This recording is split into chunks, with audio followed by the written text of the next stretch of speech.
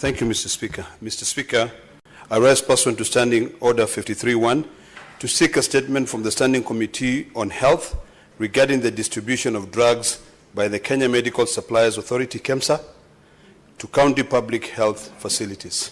In the statement, Mr. Speaker, the committee should, 1, table a list of all the drugs manufacturers licensed by the Pharmacy and Poisons Board and drugs procured by KEMSA for resale to county governments.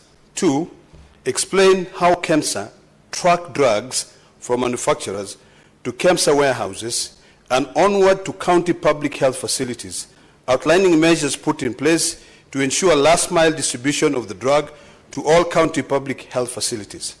Number 3, provide details on the enterprise resource planning software currently in use at KEMSA, disclosing its vendors.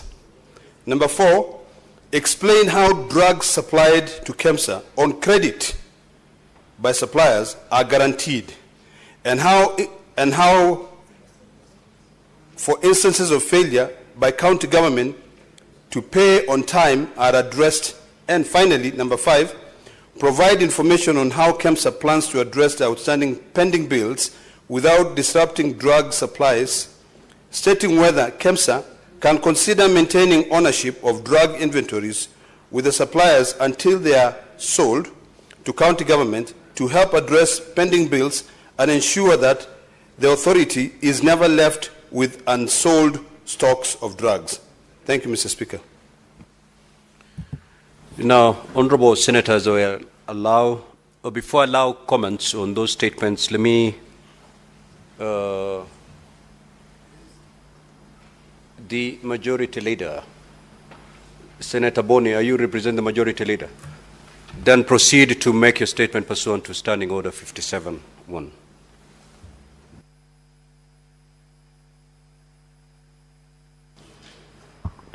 Thank you, Mr. Speaker. Mr. Speaker, I rise to represent the leader of the majority on the statement by the Senate Majority Leader on the business of the Senate for the week ending, commencing 4th of March 2025, pursuant to Standing Order number 57.1. Mr. Speaker, the legislative business pending before the Senate is as follows. 53 bills, of which 41 are at the second stage reading. 12 are at the committee of the whole. 33 motions are pending conclusion. 24 petitions are pending conclusion, out of which 17 are due for the reporting by the respective standing committees. And 483 statements pursuant to Standing Order number 53.1 are pending conclusion. Mr. Speaker, on Tuesday, 4th March 2025, the Senate Business Committee will meet to consider the business for the week. The tentative business for that day will include business not concluded from today's order paper, as well as the business indicated in the notice paper. Mr. Speaker,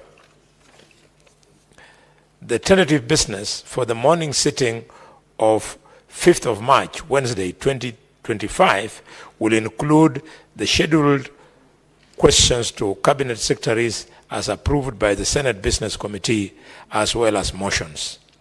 The questions include the following. A. Question number 3 to the Cabinet Secretary for Interior and National Administrative by Honorable Mohamed Chute, MP. Question number 6 to the Cabinet Secretary for Interior and National Administration by Senator Hamida Kibwana, MP. Question number 12 to the Cabinet Secretary for Interior and National Administration by Senator James Murango, MP. Question number 20 to the Cabinet Secretary for Interior and National Administration by Senator Danson Mungatana, MGH, MP. Question number 21 to the Cabinet Secretary for Interior and National Administration by Senator Beatrice Ogola, MP. Question number 27 to the Cabinet Secretary for the Interior and National Administration by Senator James Lomenen, MP. Question number 11 to the Cabinet Secretary for Labor and Social Protection by Senator Catherine Muma, MP. Question number 19 to the Cabinet Secretary for Labor and Social Protection by Senator James Murango, MP. Question number 15 to the Cabinet Secretary to the National Treasury and Economic Planning by Senator Kaduri Murungi, MGH, MP. And question number 25 to the Cabinet Secretary for the National Treasury and Economic Planning by the Senator Dr. Boni Khalwale, CBS, MP. Mr. Speaker, the tentative business for the afternoon sitting on Wednesday, 5th, March 25th, will include business not concluded from the order paper on Tuesday, the 4th, March 2025, and the following businesses. A, bills at the second stage reading. 1, the County Statistics Bill, Senate Bill number 5 of 2024. 2, the Statutory Instruments Amendment Bill, Senate Bills number 10 of 2024. 3, the Public Finance Management Amendment Bill, Senate Bills number 27 of 2024. The County Government's State Officers Removal from Office Procedure Bill, Bills number 34 of 2024. The Creative Economy Support Bill, Senate Bills number 30 of 2024. The Livestock Protection and Sustainability Bill, Senate Bills number 32 of 2024. 7, the County Government's Amendment Bill, Senate Bills number 39 of 2024. 8, the County Library Services Bill, Senate Bills number 40 of 2024. And 9, the Labor, Migration and Management number 2 Bill, Senate Bills number 42 of 2024. There's also the business that is in the Committee of the Whole. This includes the Early Childhood Education Amendment Bill, Senate Bills number 54 of 2023, the County Public Finance Laws Amendment Bill, Senate Bills number 39 of 2023, the County Government's Elections Laws Amendment Bill, Senate Bills number 2 of 2024, the County Assembly Services Amendment Bill, Senate Bills number 34 of 2023, the Street Vendors Protection of Livelihood Bill, Senate Bills number 41 of 2023, the Local Content Bill, Senate Bills number 50 of 2023, the Land Amendment Bill, National Assembly Bills number 40 of 2022, and the Cooperative Societies Amendment Bill, Senate Bills number 53. Mr. Speaker, we also have the business on motions. These include the report of the County Public Investments and Special Funds Committee on the consideration of the audit reports of the county hospitals for financial year 2021-2022. 2, reports of the County Public Investments and Special Funds Committee on the consideration of the audit reports of the municipalities for financial years 2020, 2021, 2021, 2022, and 2022, 2023.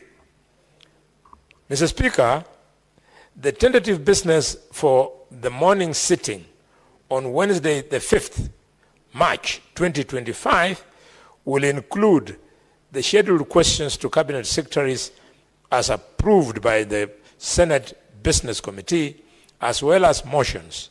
The scheduled questions will include the following. Question number 3 to Cabinet Secretary for Interior Administration by Senator Mohammed Chute, MP. Question number 6 to the Cabinet Secretary for Interior and Administration by Senator Hamida Kibwana, MP. Question number 12 to the Cabinet Secretary for Interior and National Administration by Senator James Murango, MP. Question number 20 to the Cabinet Secretary for Interior and National Administration by Senator Danson Mungatana, MGH, MP. Question number 21 to the Cabinet Secretary for Interior and National Administration by Senator Beatrice Ogola. Question number 27 to the Cabinet Secretary for Interior and National Administration by Senator James Lomenen, MP. Question number 11 to the Cabinet Secretary for Labor and Social Protection by Senator Catherine Muma, MP. Question number 19 to the Cabinet Secretary for Labor and Social Protection by Senator James Murago, MP. Question 15 to the Cabinet Secretary for the National Treasury and Economic Planning by Senator Kaduri Murungi, MGH, MP. And question number 25 to the Cabinet Secretary for National Treasury and Economic Planning by the Senator Dr. Boni Khalwale, CBS, MP. Mr. Speaker, the tentative business for the afternoon sitting on Wednesday 5th, 2025 will include business not concluded from the order paper for Thursday 4th March 2025 and the following. A. Bills at the second reading stage. 1. The County Statistics Bill, Senate Bills number 5 of 2024. 2. The Statutory Instruments Amendment Bill, Senate Bills number 10 of 2024. Senator Boni, you are repeating yourself. You've actually read that particular part of the statement. Unless you are, Mr. Speaker, unless you're reading it twice. Mr. Speaker, you know this is not my document. I'm reading it as prepared by the Leader of the Majority.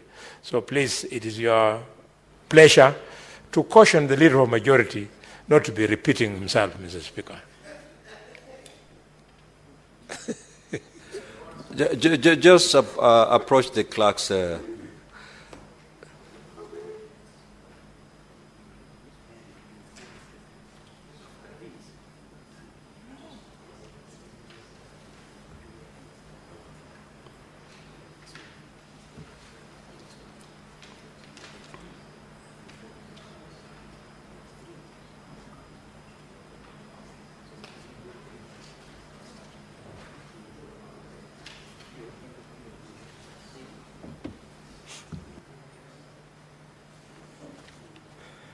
Mr. Speaker, sir, after consultation with the clerks at the desk, they have offered their apology. Mr. Speaker, in conclusion, the projected business on Thursday, 6th March 2025 will include business not concluded in the order paper for Wednesday, the 5th March 2025, and any other business scheduled by the Senate Business Committee. Mr. Speaker, sir, I thank you and hereby lay the said statement on the table of the Senate. Thank you, Mr. Speaker, with apologies. So I will allow comments for 15 minutes on the statements that have been sought, starting with Senator Chute. Thank you very much, Honorable Speaker. I rise in support of the statement by Honorable Senator from Narok. Honorable Speaker, I want to first of all congratulate the current CEO who comes from Marsabit County, Dr. Wako Ejersa, who was just recently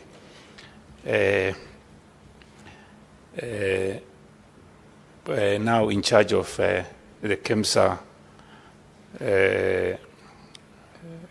organization. Honorable Speaker, recently in Marsabit we received drugs worth 45 million, and that is thanks to KEMSA. and I'm really very grateful. But the problem that KEMSA has is tracking of those medicines. What Senator Ledama is trying to bring to the House is from the factory to KEMSA, and from KEMSA to the county headquarters, from the county headquarters to the district hospitals,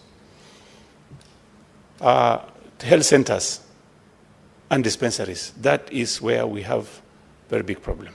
And we need to have a situation where from the factory up to the user point, the medicines, the drugs are being monitored, and the issue that is now happening in our counties are drugs are being sold to chemists around town.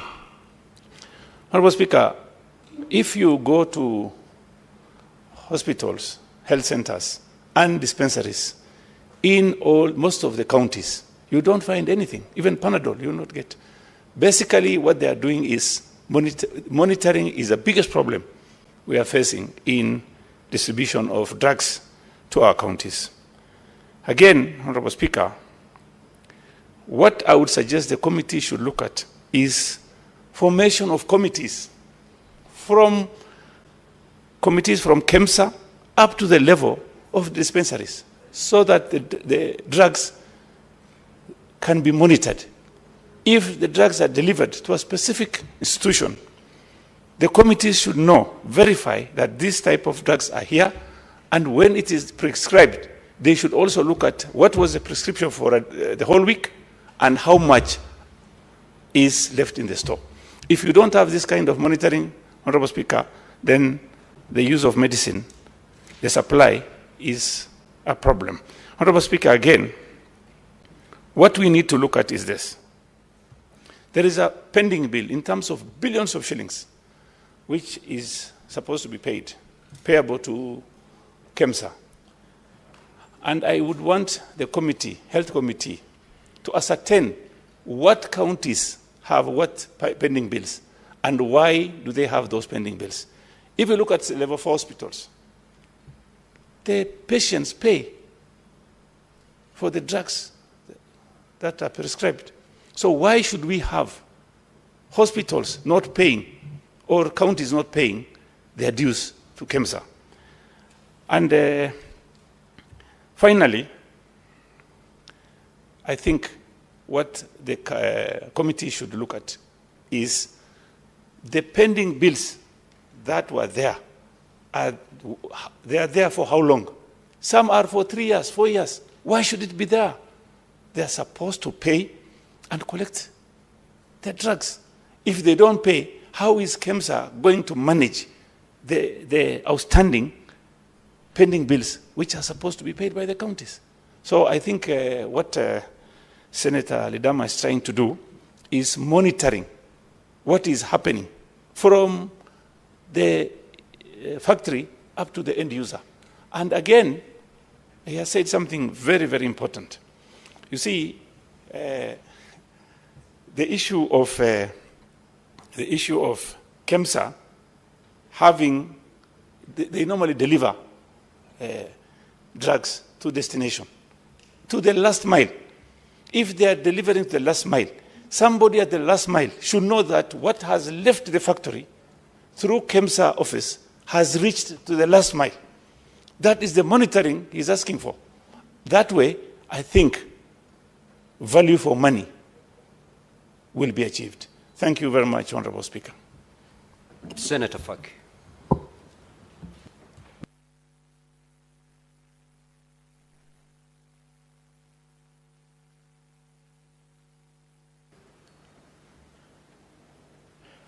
Mheshimiwa Spika, asante kwa kunipa fursa hii. Ningependa kuchangia taarifa kuhusiana na mambo ya mahakama ambayo ilikuwa imeletwa bungeni na Senator Ojenda. Mheshimiwa Spika, kumeingia mtafaruku katika tume ya mahakama kutokana na kesi ambazo zimepelekwa mahakamani na majaji wa mahakama ya upeo kabisa ya Supreme Court ambayo inahusiana na masuala ya hatua za nidhamu ambazo zilikuwa zinachukuliwa na tume ya uajiri wa majaji. Mheshimiwa Spika. Mheshimiwa Spika, ni masikitiko kuwa jaji mkuu pia amekwenda mahakamani kuzuia tume ambayo anaiongoza kuchukua hatua za kinidhamu kuhusiana na madai ambayo yameletwa kwa tume hiyo na baadhi ya mawakili wakuu katika nchi hii yetu ya Kenya. Mheshimiwa Spika, si jambo la sawa kwamba kiongozi wa tume anapeleka kesi mbele ya majaji ambao wanaajiriwa na tume. Japokuwa Mheshimiwa Spika, majaji wana uhuru wa kazi, inakuwa si sawa kwa sababu majaji wale wanamwangalia jaji mkuu kama mtu ambaye ni kiongozi wao, na kwa hivyo labda hawezi kutoa amri ambayo itakuwa ni kinyume na yale maombi ambayo jaji mkuu ameweza kuyaomba. Mheshimiwa Spika, masuala haya ni mazito na nafikiri itataka kamati husika yetu ya haki na ya sheria na haki za binadamu kulivalia njuga swala hili kwa haraka, kwa sababu ni jambo ambalo litaweza kupunguza imani ya wananchi katika mahakama zetu. Mheshimiwa Spika, ikiwa mtu anatuhuma kwamba jaji fulani ameamua au amepokea hongo ama amefanya mambo kinyume na maadili ya kikazi, ni muhimu masuala hayo yachunguzwe kwa haraka ili uamuzi uweze kupatikana.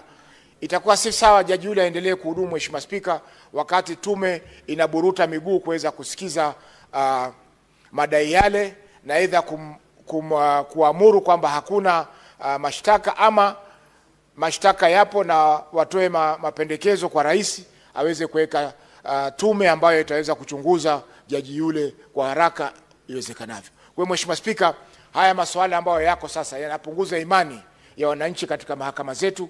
Kwa hivyo inafaa yachunguzwe haraka na kamati yetu ya sheria na haki za binadamu ili kuweza kujulikana usawa uko pale gani. Asante sana Mheshimiwa Spika. Senator Veronica Maina. Mr. Speaker, I rise in support of the statement that has been brought to this House by Senator Ledama, seeking some answers to the question of how KEMSA is rolling out its program and provision of drugs that are being used in the counties. Honorable Speaker, time has now come, Honorable Speaker, and I encourage that committee, Health Committee, that when they are working on this statement, that they ensure that the system that is being run by KEMSA is open and accountable. The procurement process is something that can be explained to Kenyans, starting from the whole supply chain of those drugs, Honorable Speaker, from when KEMSA orders for this, procures for these drugs, up to the time when they are taken to the county and distributed to the health center. It's unfortunate, Honorable Speaker, that the healthcare system, when you go to the counties, you will find many health centers do not have drugs, actually. In fact, it becomes very embarrassing when you go down to those health centers in the villages and you find you cannot, even simple medicine that could assist the citizens is not even available. What is the inventory management system that is being used, Honorable Speaker, by KEMSA? This is something that must be investigated. You were not here yesterday. If you were here, Honorable Speaker, the CS for Health was before this House, and the queries she answered in respect to SHA, many of them were not satisfactorily answered, Honorable Speaker, because starting from the genesis of how contributions are being done, the repayment of the debt that is outstanding, now we have the KEMSA debt which remains unpaid even by counties, and then we have the NHIF, the debt that was accrued by NHIF. Honorable Speaker, if you listen to the deep questions that are coming within the healthcare system, it looks like work is cut out for the health committee as they look at this statement and the question of SHA. Because if the healthcare system fails a nation, then which other system would we say is working properly within our republic? So I would first urge the health committee to ensure that when they return the report on this statement, we can see a whole audit of all the counties.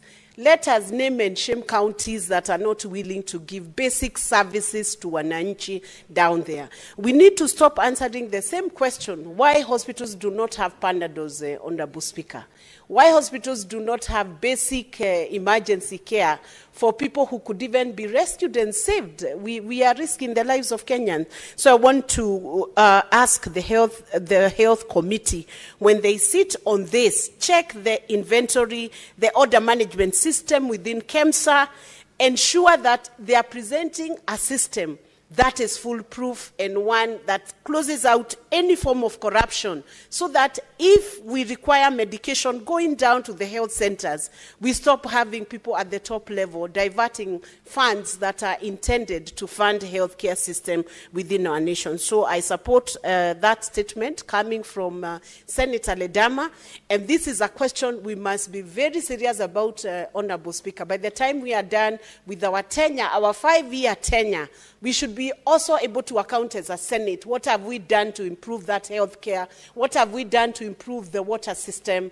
What have we done to ensure that basic provisions that are supposed to go to Kenyans are actually delivered to Kenyans without further delay, without further excuses, without further explanations? Let officers who are seated in government offices ensure that you can yourself take accountability for your office and say, during my term of office, I'm not explaining I was asked to do this or to do that.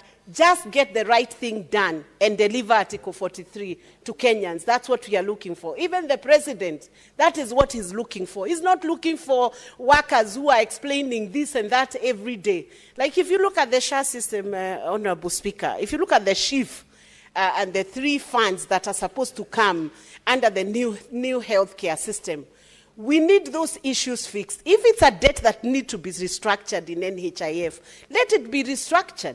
But Kenyans, all Kenyans want to do, they don't care what you do with the systems, with the processes, how you review the workforce, how you review the human resource capital. All they care for is an adequate service delivery that renders service to Mwananchi. Honorable Speaker, many of us were raised in situations where we only went to government hospitals. We never saw private hospitals until we were this age, when we have now seen the Aga Khan, the Nairobi hospital. All of us have gone through those level 2, level 1, level what? The public institutions, and those institutions must be made to work. And it is our work as oversighters to ensure that they work. Thank you, Honorable Speaker. Senator Eddy.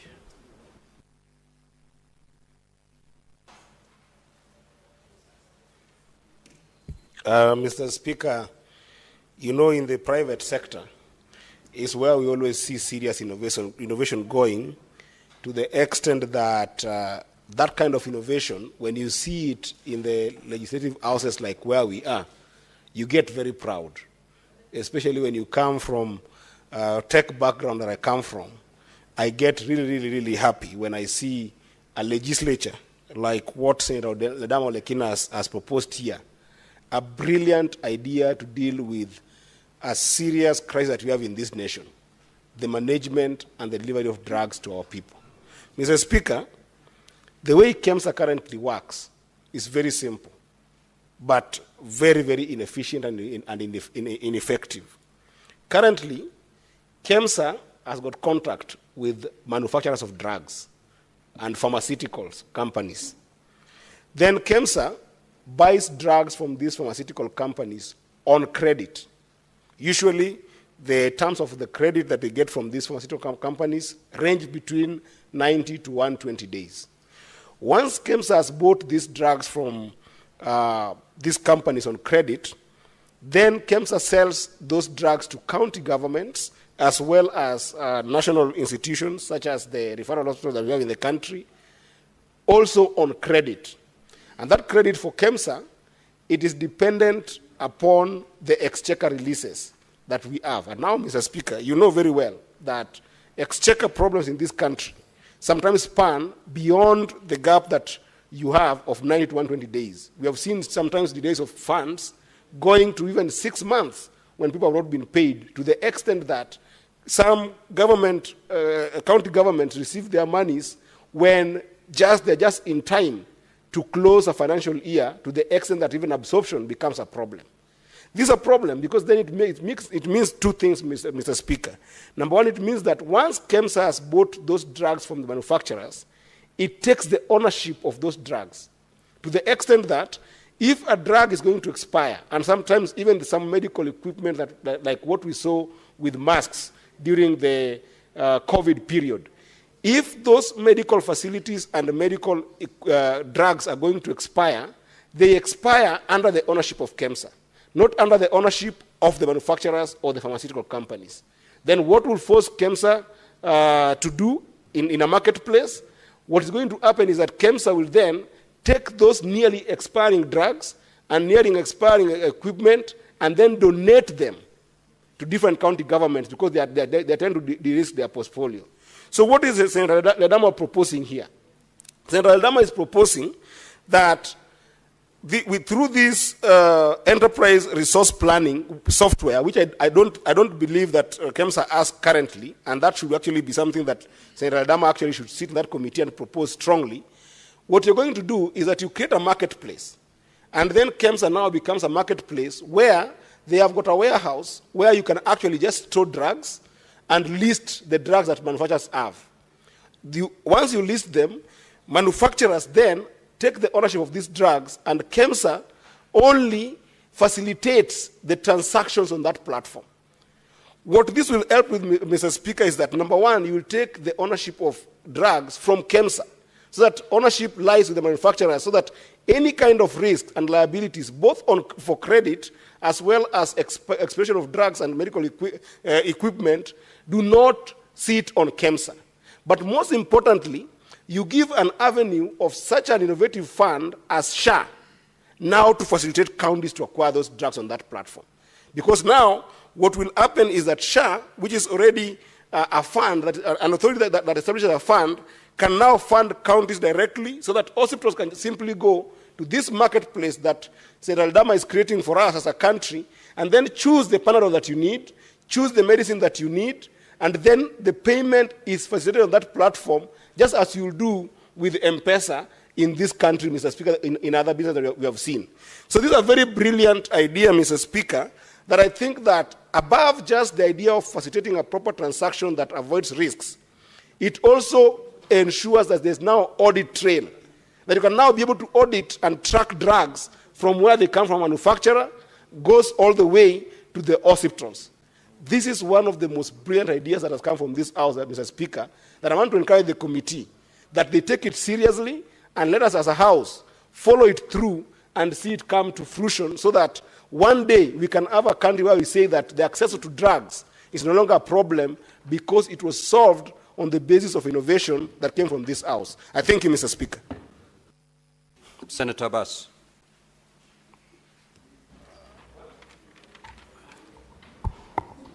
Thank you, Honorable Speaker. Honorable Speaker, I want to contribute on the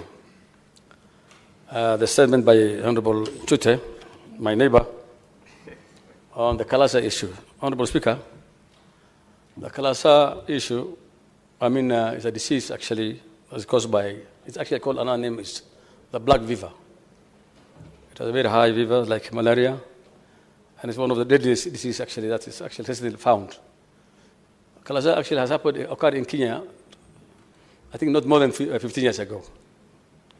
And it has not up to now been controlled, and it's caused by biting flies, especially dry times, when the areas are dry, and there's a lot of scarcity, there's also deforestation.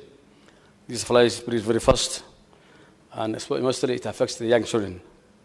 Honorable Speaker, the disease is actually a very stubborn disease, that people, the malnourished kids mostly, and people affected by HIV/AIDS cannot be able to tolerate it. But the problem is actually controlling system is actually very poor in Kenya, and the only thing we do is that we need to control it, because actually it's a recent development, because it came all the way from our border lines like Somalia and Ethiopia. It has not been there for a long time in Kenya. And I think the best thing is control this disease so that it doesn't spread towards the other part of the country. It's now in the northern part, and there's a need to at least control it and use all measures to have this disease control. Otherwise, it is a very dangerous, like malaria, and worse than malaria at times. On the same breath, Honorable Speaker, I want also to contribute to Senator Olekina's statement. Honorable Speaker, KEMSA actually is doing a very wonderful job and is able to supply this country medicine in the far-fetched areas. It delivers up to the last mile. But however, it lacks a proper tracking system. The drugs have been loaded from Nairobi all the way up to the dispensaries and health centers, far-fetched areas. It is not inspected, and it's not actually even the counties don't even have control out of it, because they give orders, and at times, since it's delivered up to the end, the last mile areas, sometimes they deliver even the wrong drugs to those places. And therefore, it's a high time that KEMSA should be able to be seen, to be oversighted, and be able to get the rightful drugs. And the counties should also take responsibility for these drugs, because most of the times, these drugs, most of them are not branded. And you see here, sometimes these drugs end up in the private hospitals and the private pharmacies, and therefore, the counties are losing a lot of drugs as a result of theft. And therefore, what we need to do is, as senators, we also need to follow up these issues and see to it that these drugs are delivered appropriately, and KEMSA should give out or engage some drug inspectors, so at least they can know how much of the drug reaches the people. Thank you very much, Mr. Honorable Speaker. Senator Beatrice Kenya. Honorable Speaker, I rise to support two statements. One, the one by Senator Chute, and the one by the Minority Whip, Senator Olekina. Honorable Speaker, if there's an outbreak, as is indicated by Senator Chute, it is an issue that should be addressed as quickly as possible. Honorable Speaker, in the past we have seen how such diseases ravage our populations.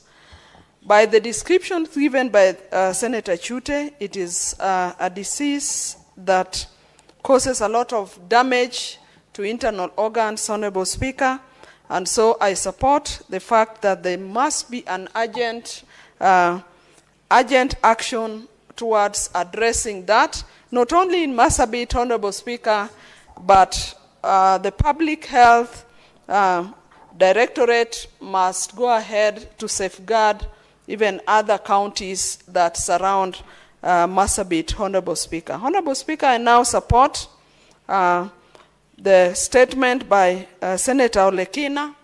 Honorable Speaker, health is so crucial to our populations. If you look at the Sustainable Development Goals, every person in the world, if not in this country, is entitled to good health and well-being, Honorable Speaker. And so any actions or activities by KEMSA as a distributor of drugs to our health facilities must be something that we as a House and everybody else must pay attention to. All we are asking for is that KEMSA needs to increase its efficiencies so that our people get drugs in time and on need, Honorable Speaker. Honorable Speaker, I'm more concerned about this because health and women are so related, Honorable Speaker, that issues that touch on health, touch on children, and touch on women more because of the kind of attention that women have with their children and the general households. Honorable Speaker, it is a common occurrence that in our health centers, a number of times there are shortage of drugs. And as a House, we are really concerned that our people should go to hospitals, and then because of inefficiencies or lack of clear administration of the distribution of drugs, our people are always running to chemists or to commercial outfits to secure drugs, Honorable Speaker. And so I support this, that KEMSA and the county governments must work on an efficient and effective way that would lead to availability of drugs in our hospitals. Honorable Speaker, I support. Senator Boni.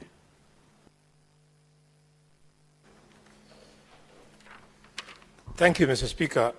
Mr. Speaker, I want to laud Senator Jute. This is a very sad occurrence. As a medical expert, I can confirm to the nation that the breakout of Kalazar is a symptom of a failed state. Kalazar, otherwise called black fever, Mr. Speaker, or leishmaniasis, is a tropical illness that occurs where the health system has collapsed. In Africa, you find it in South Sudan and in the Sudan. How did Kenya find itself where it is now being compared to South Sudan? Mr. Speaker, this disease is so lethal that out of 20 people infected, if not rapidly attacked, 19 of them die. That is what we are leaving the people of Marsabit to undergo. Mr. Speaker, I therefore want to inform the ministry that we know these things. In fact, in the year 2020, Mr. Speaker, a vaccine against Kalazar was developed and approved by the WHO. The licensing of this vaccine has not taken place in Kenya because of busybodies. Either they want to be bribed before they can license and what have you. Let this vaccine be licensed in this country and be applied. And what is more, the Kenya Kwanza government has been very successful on the issue of primary health care through the stipend being paid to community health promoters. This is a disease that can actually be cleared by that level of intervention, Mr. Speaker. Mr. Speaker, what do I mean? All that the CPIs are supposed to tell the patients is that cover yourself with a piece of cloth, including a long one, because the vectors that transmit these parasites are sandflies. The CPIs can actually, with the support of the ministry, and this is why I'm talking of a failed state, can actually just spray. You spray the sandflies and they go away. Mr. Speaker, you can use minimal cost to ensure that people sleep in protected bedrooms, and where you don't have high-tech bedrooms like nets. What is your point of order, Senator Mandago? Honorable Speaker, I didn't wish to disrupt Senator Boli Alwale, who is a medical expert, but I've been debating understatement of facts, whether really the spread of Kalazar is in Marsabit is a symbol of a failed state or a failed county, considering that the function of health, largely for that function, is devolved. Maybe some clarification. Thank you, Chair. Mr. Speaker, indeed the chairman of health is right. I should swallow my words on failed state and say a failed county compared to failed states like South Sudan and Sudan. And I'm very professional on this matter and authoritative, because these sandflies, once they bite the patient, the black fever parasites then target the spleen and target the liver. Mr. Speaker, you cannot find spleen transplant or liver transplant anywhere in this country. It therefore means once your liver is gone, your spleen is gone, you are a dead man. I'm therefore not surprised that sometimes we get a lot of anger from the people who come from the so-called, the former Northern Frontier districts. It is because of this treatment. And the governor of Marsabit, Senator Mandako, you should summon this boss. They tell us where they take the money that is budgeted for health. In fact, Mr. Speaker, I don't know whether it is true, I don't want to be challenged, but on the grapevine here in the streets, we are being told that some of these high-rise flats that are coming up, they are properties of governors. It is? Yes, this is what I'm hearing. So they are taking money, coming to invest in Eastleigh, coming to invest in South Sea. Mr. Speaker, we refuse. Our people deserve this treatment. And Mr. Speaker, let me go to KEMSA. KEMSA, I think the people in charge at KEMSA are not competent.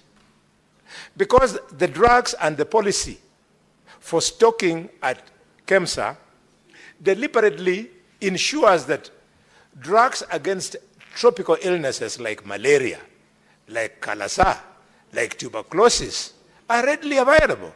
I know for a fact that when I was practicing medicine actively, you would go to KEMSA and the drug, the primary drug, which is very cheap, called amphotericin, was there in KEMSA. So if they are not stocking it, it means the blocks who have been given that job are not competent. We should stop the culture of people who have lost elections to be in charge of critical institutions like KEMSA and allow doctors and nurses to be the ones to be in charge of those places, Mr. Speaker. Thank you, Mr. Speaker.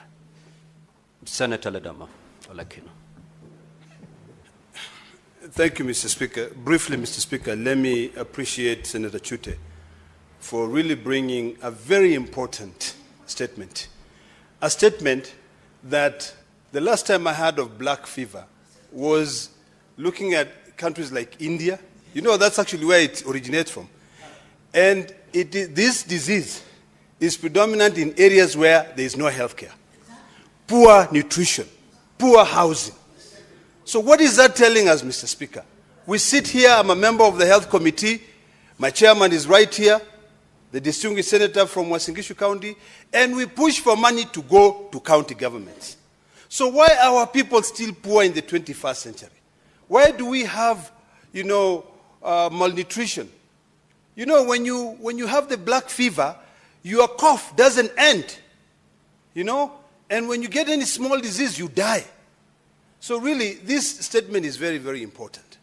It is important because it now awakens us as a Senate to be able to follow through this money that we are sending to these counties. Senator, the majority whip has clearly indicated this money is being diverted. It's being diverted to other things.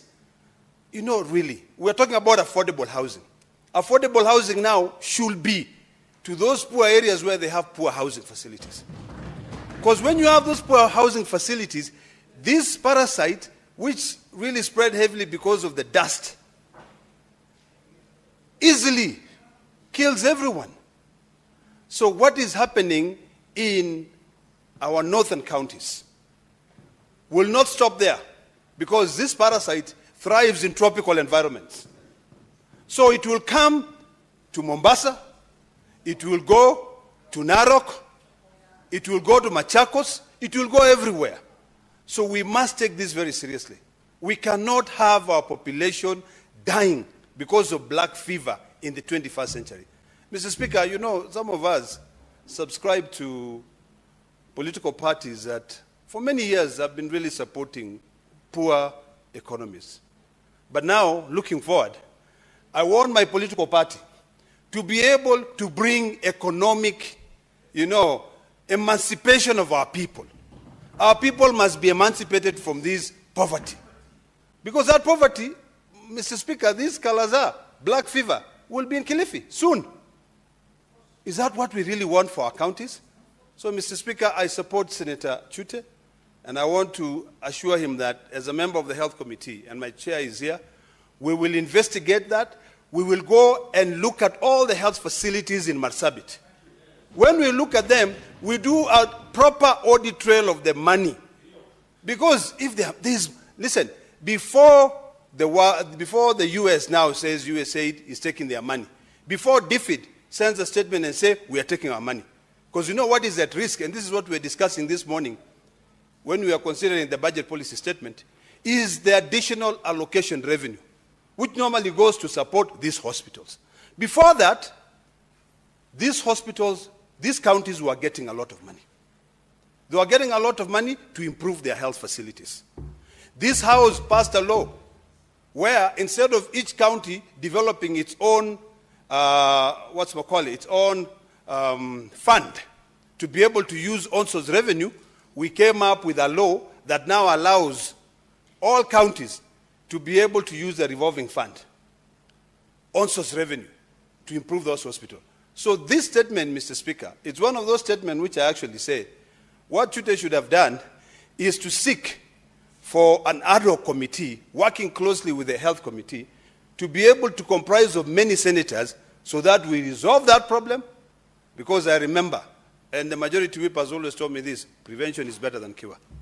So if we don't attack this black fever and we follow all the symptoms and if we stop it, very soon, all of us will be standing here and saying we just lost a relative because of black fever. Let's not wait for that. Thank you, Mr. Speaker.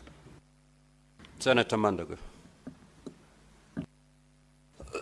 Thank you very much, Honorable Speaker. First, let me thank Senator Boni Halwale, the Senator for Kakamega, for actually educating the nation on the effects of Kalazar if it goes unchecked. Honorable Speaker, I wish to agree with my colleague Senator Ledama that county governments must really apply the money where it matters most. And we would expect that the governor for Marsabit, as we speak today, should have actually moved in a state of emergency to make sure that he initiates prevention program so that the population in Marsabit is not further exposed to the risks that have been said. Honorable Speaker, I'm also happy to note that part of the prevention of this disease is through proper housing, and the government is rolling out an affordable housing program. And Senator Chute, the senator for Marsabit, contributed immensely in his Committee of Housing and Lands about affordable housing in the rural areas. And we want to thank Senator for that. I think that was foresight and is part of what is going to prevent this. Honorable Speaker, let me also comment on the statement of Senator Ledama on the issue of KEMSA and distribution of drugs, Honorable Speaker. Honorable Speaker, part of the challenges that we have seen in the past with KEMSA is the process of repackaging the drugs when they are being sent to counties after counties make requisition. Honorable Speaker, that process of repackaging has resulted into some loss of certain quantities of drugs. The other challenge that we have and we've seen in KEMSA, Honorable Speaker, and it emanates from counties and the staff in the health sector, Honorable Speaker, is requisitioning of drugs that can only be prescribed by consultants, by health workers who work in level 1, level 2. And the current structure of distribution, Honorable Speaker, leaves room for pilferage of these drugs, because when KEMSA sends the drugs directly to health facilities, and that health facility has requisitioned the drugs that are supposed to be prescribed by consultants, and a number of times those drugs are very expensive drugs, Honorable Speaker, those drugs don't end in those facilities. They are repackaged somewhere in the middle here, and counties lose money. Number two, Honorable Speaker, I find a problem with that kind of distribution because our procurement laws require that for every procurement, there should be an inspection and acceptance committee that inspects to ensure we have the right quantity, we have the right quality, and we have what was ordered. The current arrangement is such that that committee has been rendered useless because it's only the health workers in the facilities that receive the drugs, therefore creating uncertainty in the quantity, quality, and value for money in the counties. And I will give an example, Honorable Speaker. In my county, when I served as a governor, when we got a new CEC, Honorable Speaker, she looked at the budget we had for health. We had already served for 5 years, and we used to have challenges of lack of drugs in our facilities. And we had budgeted for 200 million per year for county government of Uasin Gishu. And the CC said, this money is more than enough. We don't have a sick population in Uasin Gishu. But we said, but there's a problem of drugs not being available in hospitals. When we changed the system from distributing directly to our health facilities to receiving the drugs at the county headquarters, I can tell you, Honorable Speaker, day one there was a standoff between KEMSA, the logistics fellow who was supplying the drugs, and the staff in the county. They didn't want the drugs to be inspected. Only to discover that a consignment we had ordered for about 70 million, what we were receiving was worth just about 30 million. Therefore, Honorable Speaker, even as KEMSA thinks of how drugs are going to be distributed across the country, there must be mechanisms of making sure that the acceptance and inspection committees are in place, even if it means at the facility level. Honorable Speaker, the ERP system that KEMSA sought to acquire, last time they came before our Committee of Health and they informed us that they are in the process of acquiring an ERP system. My problem with the ERP system that KEMSA wants to acquire is the cost. When KEMSA says we want to acquire an ERP system at a cost of 1 billion shillings, Honorable Speaker, some of us have been fortunate to work in the ICT sector, and we know 1 billion can buy probably another 4 ERP systems. I think there's a problem of costing of IT systems in government, and probably because the sector is highly technical and probably we have very few experts, this cost of knowledge of IT seems to be becoming very expensive at the expense of the actual software that is required. I want to urge KEMSA board and management to ensure that they are effective in their costs, they are cost effective, and make sure that every little saving that is available in KEMSA actually goes to drugs, goes to equipment, goes to non-pharmaceuticals that are key in delivering UHC, Honorable Speaker. And therefore, I support the statement by Senator Ledama and Senator Chute that there is need for us as a Senate committee, and not just as a Senate committee, Honorable Speaker.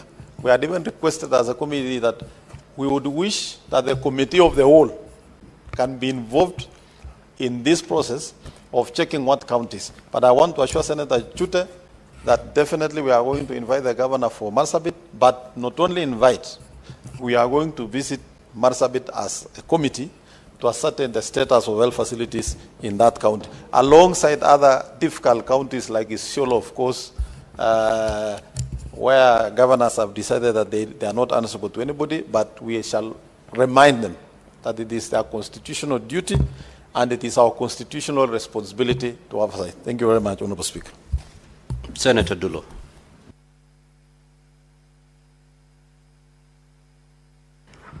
Thank you, Mr. Speaker. Mr. Speaker, let me take this opportunity also to support statements by both senators.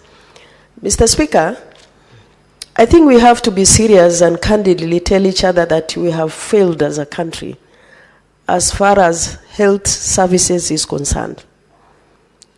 Yesterday I was not in the House, but I saw the way the CS was struggling to answer a question on SHA, which meant almost nothing, Mr. Speaker.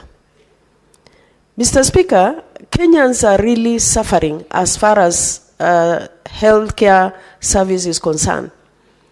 We are talking about KEMSA delivery to the county referral hospitals. Mr. Speaker, if you go to those counties and you look at the shelves, the only drugs you can find there are the drugs that are not even required by the patients, the drugs that are not supposed even to move. Those are the only drugs that we find on the shelves of those hospitals, Mr. Speaker. And I think, Mr. Speaker, as a Senate, we always talk about committees doing this, doing that. But I think Senator Mandago, having actually interacted with your committee where the governor for Isiolo has taken your committee to court, I know you have a budget for local travel or domestic travel. You need to visit those hospitals within the counties.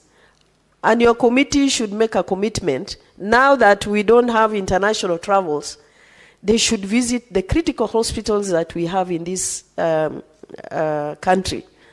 Mr. Speaker, the other day I went to a Isiolo hospital where a body was left to lie there from 3 p.m. to 9 p.m.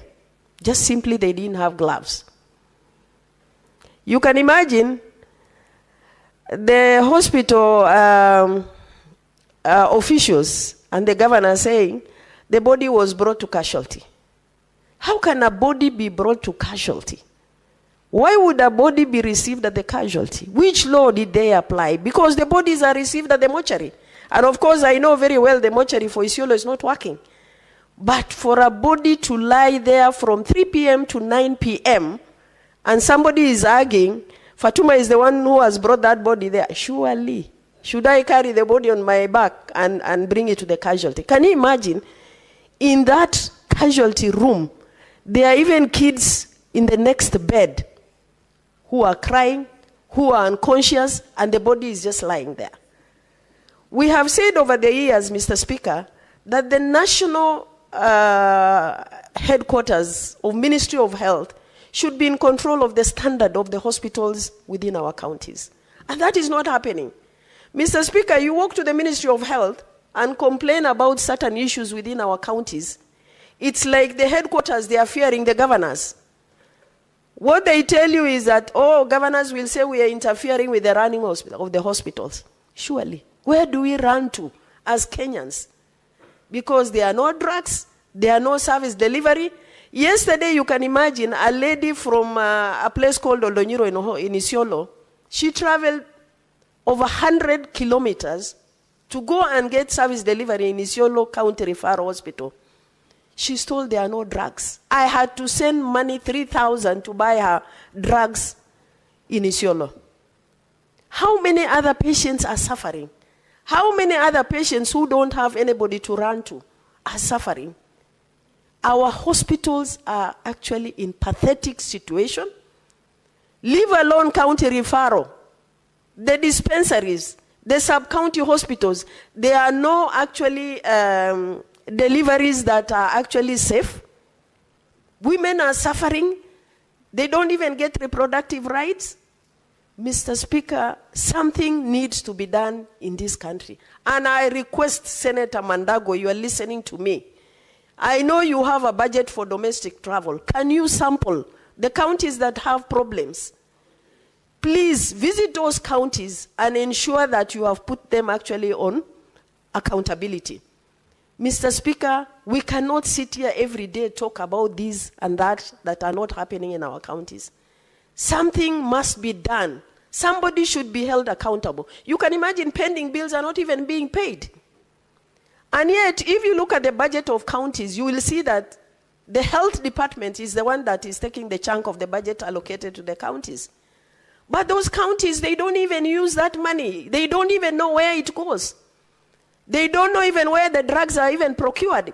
Even the chief officers, the procurement department, they don't know how procuring those things are being done. We blame here KEMSA, but sometimes you will find that they are even buying drugs across the counter. Most of the counties. Mr. Speaker, we have to have a serious conversation as far as healthcare services is concerned in this country. Because, as Senator Veronica was saying, most of us, we went to government hospitals when we were young, and even at early age in our lives. But today, you can't find anything in those hospitals. No syringes, no Panadols, no, antibiotics. They are not there. And yet, budget is being, we are fighting always here to allocate money to the counties. Mr. Speaker, I think we have to have a serious conversation as far as service delivery is concerned in the health sector. And I hope Senator Mandago and the committee will take a lead in this to ensure that there is sanity in healthcare services in our counties. I thank you, Mr. Speaker. Senator Wafula.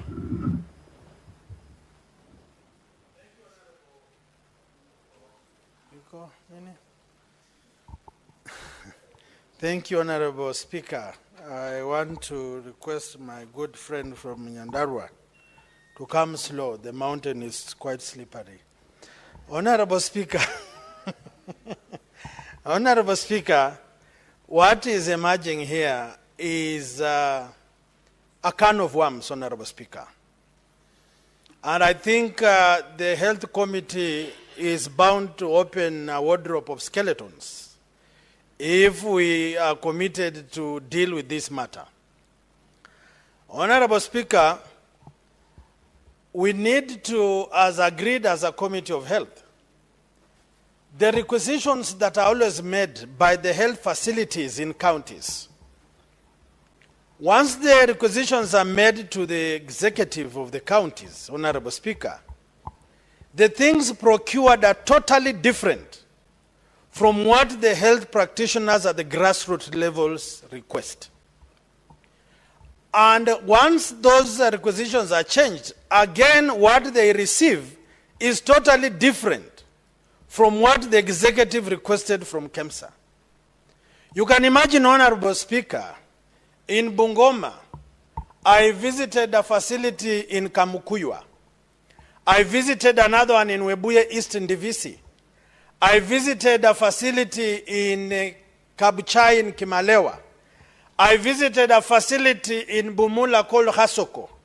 And what I saw, Honorable Speaker, and one in Kandui constituency in an area called Mwirupo, what I saw in the stores, in the warehouses, was shocking and perturbing. Honorable Speaker, you can imagine facilities not having received medical supplies for over 10 months. And when you ask, people fidget around and want to talk as if they are strangers in Jerusalem. It is prudent for this committee, Honorable Speaker, that the executive, the ministries of health, should furnish us with the details of requisitions from the health facilities at the grassroots level, what they requested from KEMSA, and KEMSA must furnish us what they supplied to the counties and exactly what was sent to the specific health facilities at the grassroots level.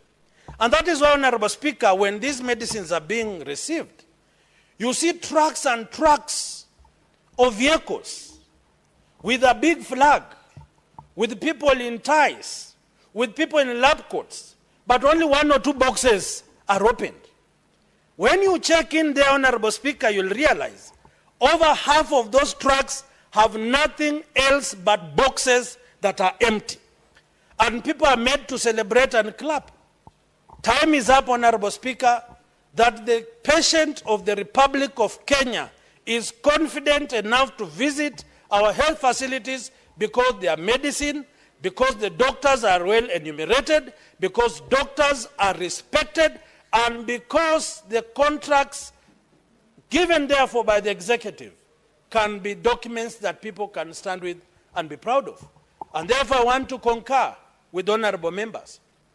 It is a collective responsibility that every senator, wherever we come from, we keep stock of what is happening across the country.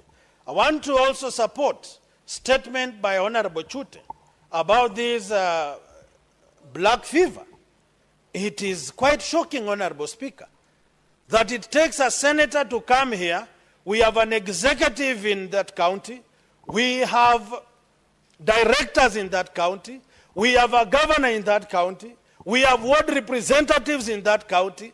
We have ward administrators in that county. Why are we paying them salaries if they cannot stand up and blow the whistle that things are not going in the right direction?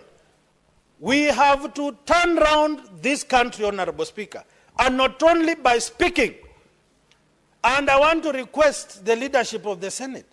They should allocate more resources to committees that are hands-on, to committees that reach out to Kenyans, to committees that deal with the backbone of health, food, and security in this country. And that is why this year, yours truly, the Senator for Bungoma, is equally inviting the Committee for Health to come. Because people of Bungoma pay taxes. People of Bungoma expect better services. And when we speak, people must listen. And not only listening, they must understand that there must be value for money for the people of Kenya. Thank you, Honorable Speaker. Senator Matthew John Moher. Maybe I can use this mic. Thank you, Honorable Speaker. Finally, I've been waiting because I want to make my comment. And if you indulge me, Honorable Speaker, I also want to thank you very much for leading us and the team from the Senate for the prayers that we had at Senator Cheptumo's home. There's a lot of compassion, and you led us well. And you also led us when we went for his memorial earlier today at the AIC Milimani Church. Honorable Speaker, the reason why this statement that has been sought by the leader of the minority whip, or to my understanding, why he sought this particular statement is because we had the Minister for Health yesterday here. Amongst all the functions that have been devolved to counties, Honorable Speaker, it is my opinion that the most critical of all the functions that have been devolved would be health, Honorable Speaker. And therefore, just as my colleagues are wondering, why would the governors take, or why would the county establishments take these matters very, very casually? And I think in the statement, Senator Ledama has tried to diagnose the problem. And there are two issues that are coming out very, very clearly, Honorable Speaker, that counties who are the end user, especially of drugs that and pharmaceutical products from KEMSA, the counties are the end user and they bear the brunt and they bear the burden, Honorable Speaker, especially, Honorable Speaker, when drugs do not even get to the counties, Honorable Speaker. And even number two, there is another critical matter, Honorable Speaker. When drugs expire, when equipments that have been supplied by KEMSA are obsolete, or when when they cannot be used, Honorable Speaker, by counties, who bears this brunt of paying this, of these particular services, Honorable Speaker? It is the counties. Who are the counties? These are the people. Number two, Honorable Speaker, when exchequer releases are late, would you want to tell me that drugs can wait until we get money from the exchequer, Honorable Speaker? It is not possible. The proposal that has been brought by Senator Ledama is that KEMSA be a supermarket, Honorable Speaker. Pharmaceutical companies should bring their pharmaceutical products, and if they have been used, then they can be paid. We pay what we have used for, not that we pay what has been delivered. Because as Senator Fura has actually correctly diagnosed, sometimes we actually pay for empty boxes, Honorable Speaker. When you walk to our hospitals, Honorable Speaker, there are no, there are no pharmaceutical products, Honorable Speaker. There is no medicine in hospitals, Honorable Speaker. It is the same problem in every county, Honorable Speaker. In fact, I was challenged by a young man, Honorable Speaker, that they went to see a doctor at a level 3 hospital at a health facility, Honorable Speaker.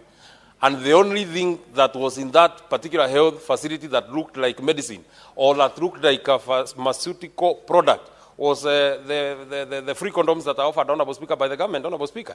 It cannot be that, Honorable Speaker, that we cannot take seriously the health of the people of Kenya. Finally, I have seen that there is a proposal, and I don't know whether it has been brought either to this House or the House, the National Assembly, Honorable Speaker, that for health facilities, public health facilities, to actually be more effective, to be more efficient, that why can't we force especially leaders and civil servants that they must be getting services from public health facilities, Honorable Speaker. And it makes me think, now that there is no law that requires our forces, civil servants and leaders and the politicians and the high and mighty in the society, that we must take our children to public secondary schools, Honorable Speaker, why is it that we fight very hard to take our children to Mang? It is a public school. Why is it that we fight very hard to take our children to the Nana? It's a public school. Why is it that we fight very hard to take our children to Alliance? It's a public school. There is no law that requires our officers to take our children there. Why? Because the services that are provided in those institutions of learning, Honorable Speaker, are so premium. Why can't we make services in our public health facilities as premium as those secondary schools, Honorable Speaker, such that it will just be obvious that the only, the easiest way of getting health services, Honorable Speaker, would be from public health facilities because they are very good, they have been made very well. Finally, I don't think we have a deficiency in the laws and policies that, especially we as a House, we cannot be, fingers cannot be pointed to the Senate, Honorable Speaker, saying that we are deficient of laws or we are deficient of policies, Honorable Speaker. It must be remembered that this House has passed the Facility Improvement Fund so that all the monies that are collected in hospitals are used especially for those hospitals, Honorable Speaker. So if we have been able to help governors to that extent, why are we still struggling with issues to do with drugs in hospitals, Honorable Speaker? Our county governors must ensure that they put their best foot forward, especially on this matter of health, Honorable Speaker. Maybe on water, people can wait a week, 2 weeks, 3 weeks. Anyway, they have been waiting since 1963. Maybe on the other issues of vocational training, maybe people can wait or they can go to the neighboring vocational training facility, Honorable Speaker. But for health, it cannot wait. You need that service there and then. When you need that medicine, it is there and then. If I am having a headache, Honorable Speaker, now, and you want to provide the medicine next week, it will not be helpful. The utility of that medicine to me as a person, to me as a user, will not be helpful that time, Honorable Speaker. I thank you very much. Asante sana. Thank you, Honorable Senator. Senator Okoit Andrew Mutata.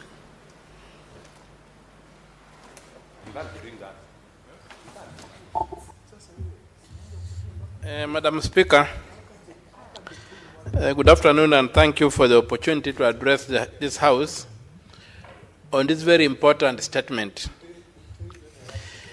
Matters health in this country, Madam Speaker, have gone south. There's nothing basically to write home about. And when it comes to, before even we discuss about the drugs, you might want to know the capacities of the personnel who are in these hospitals. You'll be shocked that many hospitals are not properly manned, and patients go there and are not given the treatment they require. But besides that, when we come to the question of drugs or medicines, you wonder why. You know, you have tried to put in all these checks and controls, a lot of software, what have you, people talk this, people talk that. They want delivery notes, they want whatever. They might even want x-rays of patients who have swallowed those medicines. But when we were growing up, there used to be a very simple method of ensuring that government stores are not stolen. It was called branding. A government Panadol was inscribed with the letters GOK. And so our government's gloves, bottles, and what have you. What is so difficult for KEMSA to have manufacturers brand government stores so that when the supplies are made, it's inbuilt in the drug that you cannot steal it. You cannot go and take a drug from the government store and put it in a private pharmacy. Why can that simple thing be done? Why are we making life to look so difficult? And you can be sure that whoever removed that branding of government stores was opening the floodgates for the theft we feel today. It's not an accident that in this country, people who live in mansions are largely people who work with the government, either as politicians or as civil servants, or government contractors. You will hardly find any wealth being created away from government. And it's not just in health, but in all other sectors. It's like the Kenyan taxpayer has totally nothing to protect them from the greed of those in power. So, Madam Speaker, I would really urge that this House pushes for a policy whereby government stores are branded. Let me go to the clinic, and if I don't find drugs that the government has supplied, let it be that the government has not supplied. It should not be that I've gone to the clinic, the government has supplied drugs, but somebody else has taken them out and put them into a private shop, into a private pharmacy. Madam Speaker, I would really urge that we try to do the common sense thing, the simple things that have worked, we go back and do them. Point number 3, request that we provide details on the enterprise resource planning, the ERP software, currently in use at KEMSA, disclosing its vendors. Now, I saw Senator Mandago mention a question of 1 billion and how much it can do in terms of ERP. But we are here whereby we are spending a lot of money acquiring a ERP system under the SHA. The SHA is not applying any product, they're just applying a platform, and it's running into billions of shillings, inclusive of taxes. We are going to acquire an ERP to run the SHA system, which includes KEMSA and others, at a whooping 104 billion shillings. 104 billion shillings. If that is taken against what Senator Mandago, the chairman of the committee, submitted, then you'll realize that we are just being scammed. There is no justification for this very high costs that we get.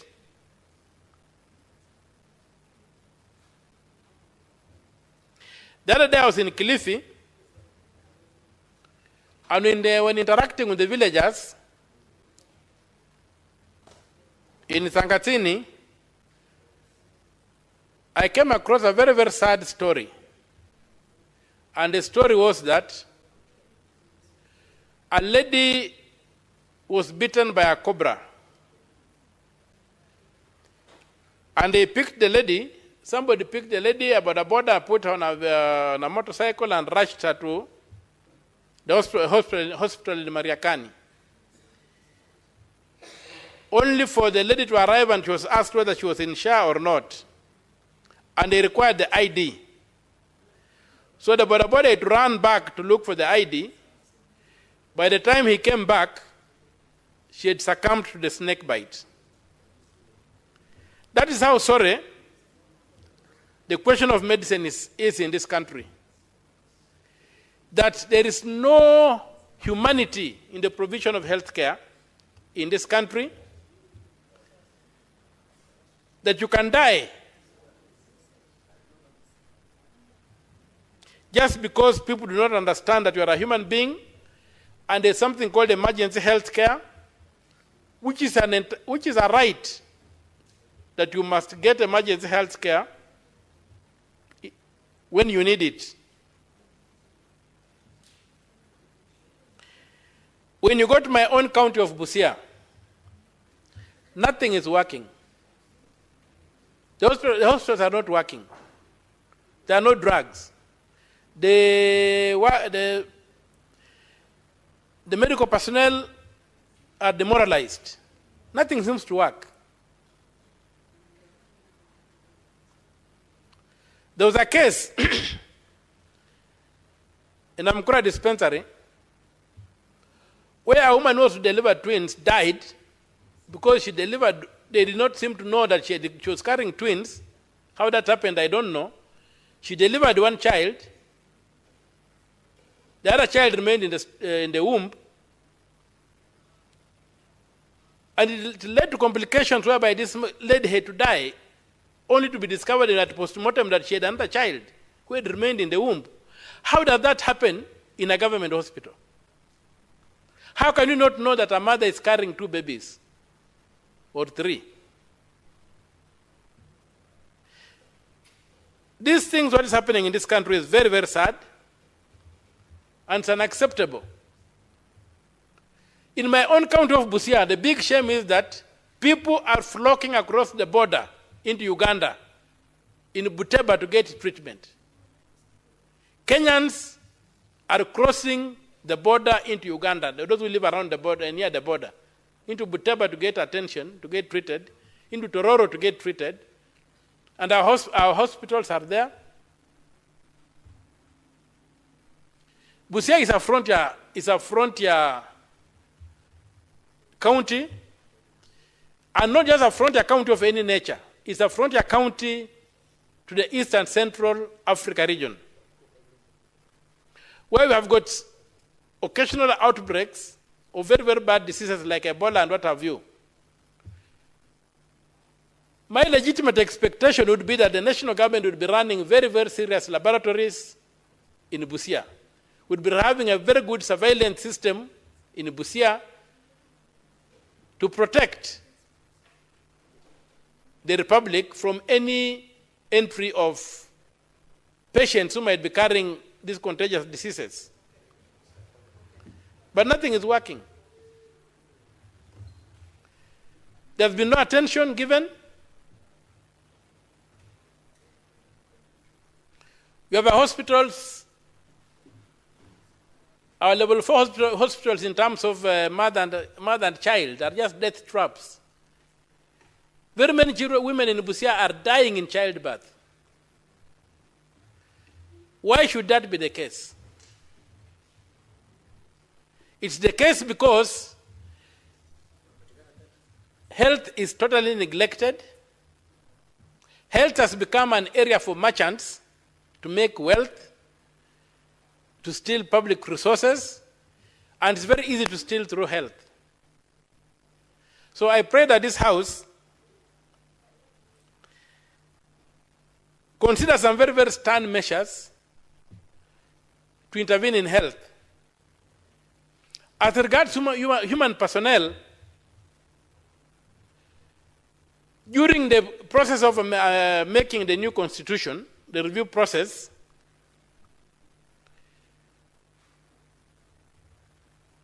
there had been created a National Health Commission and a health service commission to operate nationally to take care of the needs of medical personnel. But you find that when the matter went to Naivasha, it was removed. But when the Parliamentary Service Commission removed, the Parliamentary Service Committee in Naivasha removed the provision of the Health Service Commission, it undertook in writing, and it's in the record, that they said Parliament would establish that commission through legislation to take care of the needs of medical personnel nationally, so that we are able to move doctors across the country and cross around and to be able to give them the chance to go on sabbatical, to go whatever. You found that the account is so tiny for somebody who takes so long to train to comfortably operate in. So this lack of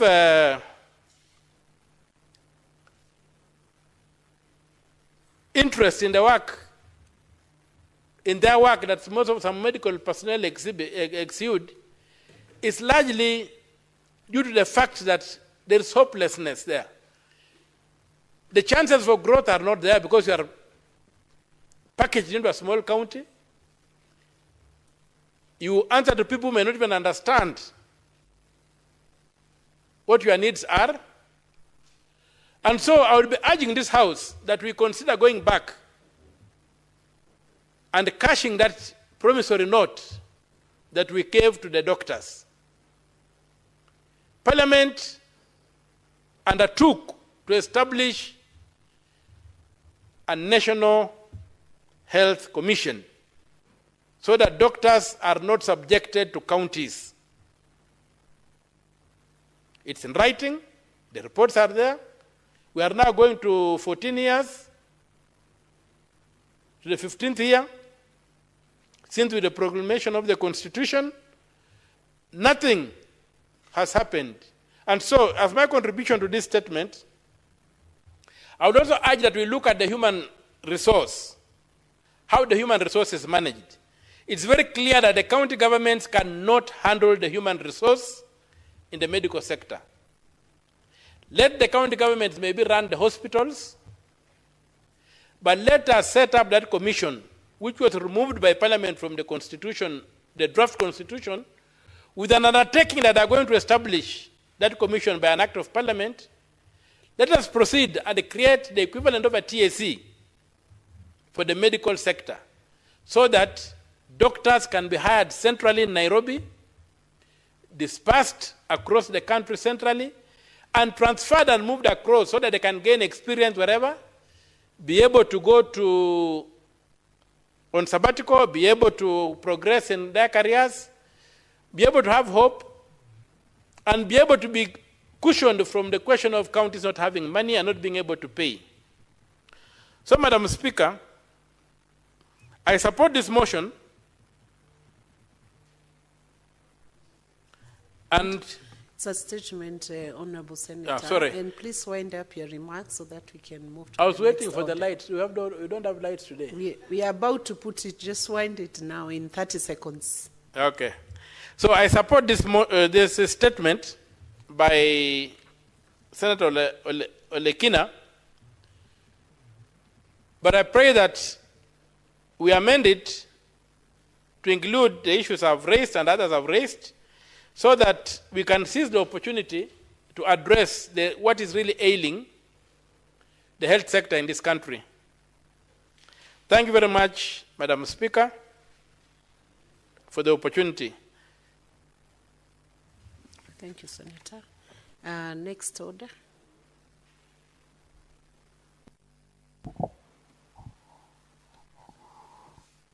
Order number 8, motion, report of the Mediation Committee on the Conflict of Interest Bill, National Assembly Bills number 12 of 2023, resumption of debate. Senator Okia, before you walk out, you were the one on your feet when this motion was last adjourned. So you had a balance of 17 minutes. Do you still wish to utilize them? Yes. Proceed. Yes, thank you, Madam Speaker. On the conflict of interest bill, I had risen up, when the time caught up with me, I was just at the point where I was saying that the institutions that we have given a chance to do whatever to ensure that conflict of interest is addressed include the EACC, and now we are trying to push, according to this act, almost all matters of conflict of interest will fall under the EACC. But when I look at Chapter 6 of the Constitution, the few articles there, and you look at especially Article 73 and Article 75, there's a question of conflict of interest arises, which clearly puts this mandate under the functions of the EACC under Article 79, where the EACC is created to enforce Chapter 6. And one of the things under Chapter 6 is conflict of interest. Conflict of interest only becomes a problem on how it is handled. It's not intrinsically bad. That's why you are told that if you have a conflict of interest in a matter, you can pronounce that interest, and either you can recuse yourself from a proceeding, and stuff like that. Conflict of interest is also a major issue when it comes to determining disputes and whatever, especially for judicial officers where they are conflicted. They will tend to say, okay, I can't sit on this matter because my judgment might be clouded by certain factors that make me a conflicted person. So that for me is a good development. and within the core competence of the EACC to address. But another issue that we may need to address is the capacity of the EACC. Because the EACC still implements the ASECA and corruption law of I think 2003, which created it as a crime-fighting entity, as an entity to fight crime. But when you come to Article 79 in the new constitution, the EACC is not created to fight crime. The EACC is created to enforce a code of conduct, which is Chapter 6. It's purely a code of conduct. But now, because of the act being given, and the code of conduct is largely preventive. It's supposed to prevent a problem from occurring. They should be able to come and look at systems and ensure these things like conflict of interest are not there. People are smartly dressed. People are reporting to work on time. People are not disappearing from their stations of work. They are serving the public and stuff like that. They don't run. The people are not running what I would call, what they call what? Offshore accounts. Or people, state officers are not employed, earning several salaries and things like those. But instead, the EACC has forgotten that. It has gone into things fighting crime is more, I don't know, that's more media friendly or something, because you see them chasing policemen who have taken some bribe and stuff. So I would really urge that the EACC now that is taking on this heavy task of being the sole custodian of that conflict of interest, which is an issue under Chapter 6, which really is their mandate, we should consider whether the EACC has any role to play as a law, as a criminal, as an organ of enforcing criminal law. That, I would say that Parliament would then go and under the Constitution, I think Article 247 or something around there, they can set up special police units. The question of theft of public funds must be dealt with by a uniformed force, not a civilian contraption like the EACC. We need a uniformed force to deal with it. The CID already have an economic crimes desk. Let us beef it up and let the enforcement of criminal law remain within the ambits of the National Police Service. Let the EACC do what they were created to do in the Constitution to enforce the Code of Conduct, which is Chapter 6. And as a House, we need to look at the ASECA and see whether it is still a good law, the way it is framed, or we need to put the ASECA under the enforcement of the police and put up, if we need be, a uniformed police unit to deal with the theft of public funds. Leaving that critical issue to a civilian formation will not get very far. And as you can see, big crime in this country is hardly punished. The EACC itself hardly, I've never seen a report of the EACC where they have gone into the budgets of be it a county government or a budget of the national government to interrogate and ferret out budgeted corruption. I've never seen that happen. And yet that for me would be an area whereby they would be acting proactively to prevent abuse of office. When the Eurobond happened, and it became hot in 2015, The EACC undertook to conduct an investigation and give us a report. Up until today, no report from the EACC has come on the Eurobond, where, as matters stand today, 7.2 billion US dollars are not visible in public records. The EACC has done nothing about that. Instead, they are clamoring for more. They have clamored for this. Okay, Parliament has given them. They review the report on the conflict of interest bill is good. We are going to pass this bill. We are going to give them those powers. But are they going to be of any capacity? Are they going to do anything with it?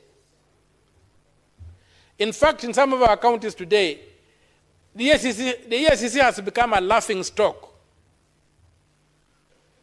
They have become a laughing stock to a point whereby county officials will tell you, okay, go to the EACC. We'll sort them out when they come. They have become a laughable entity that has not even cracked most of the issues that come up. Personally, I've taken so many cases to the EACC, but they just evaporate. They delay, then they evaporate.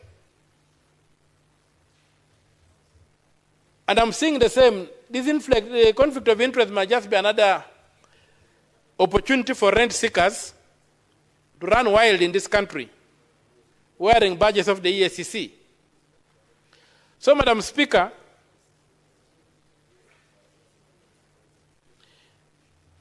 it's my plea that we take a sober look at the EACC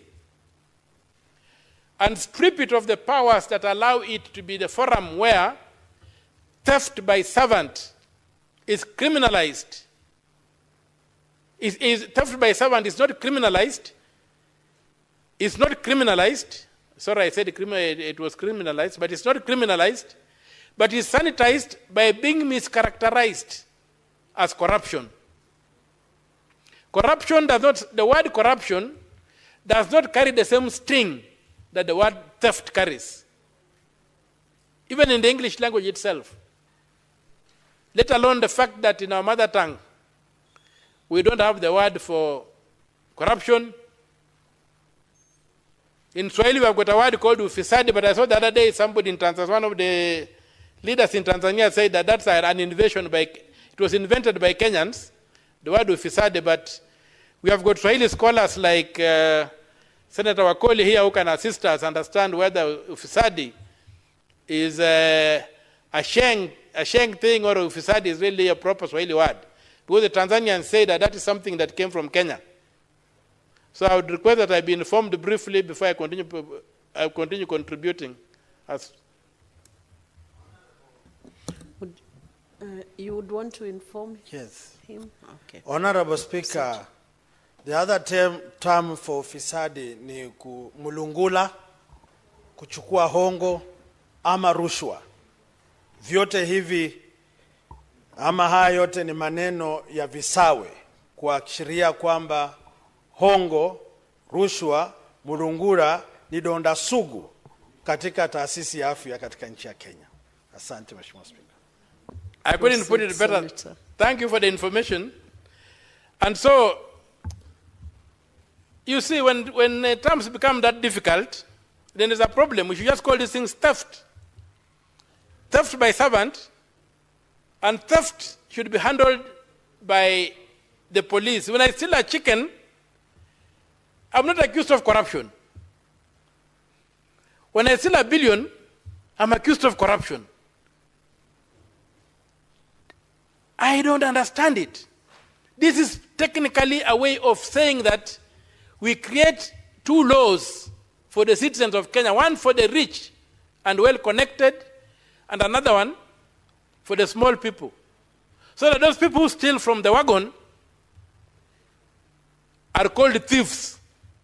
But those who steal the whole train plus the railway line are called corrupt.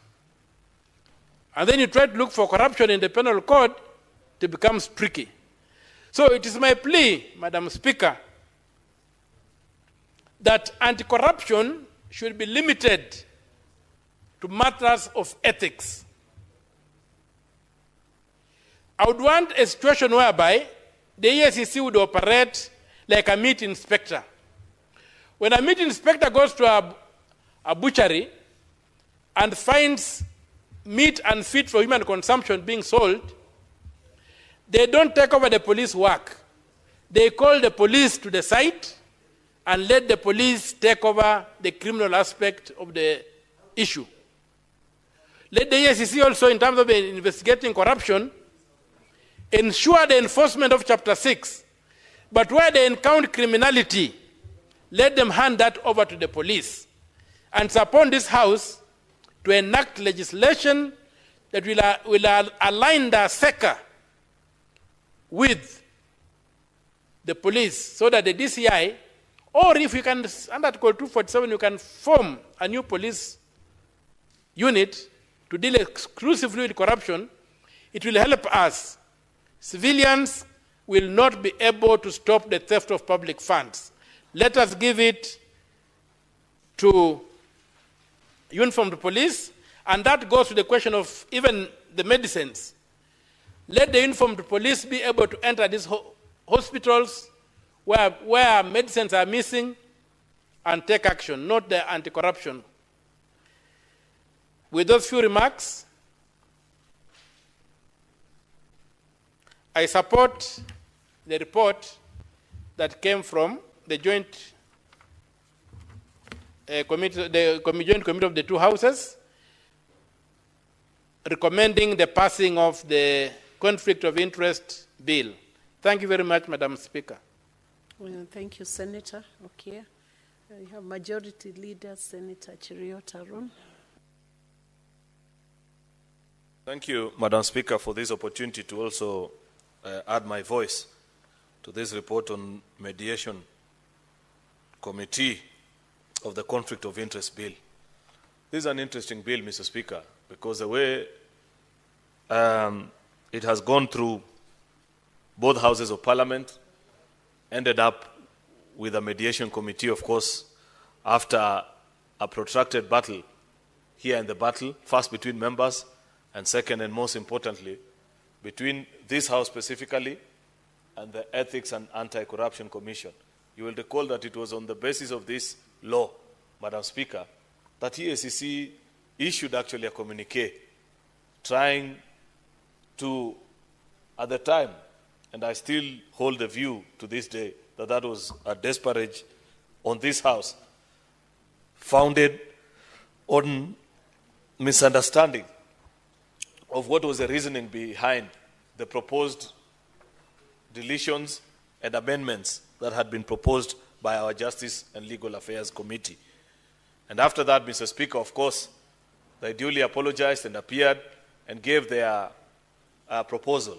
Because, Madam Speaker, we as a House pass laws in the best interest of the country.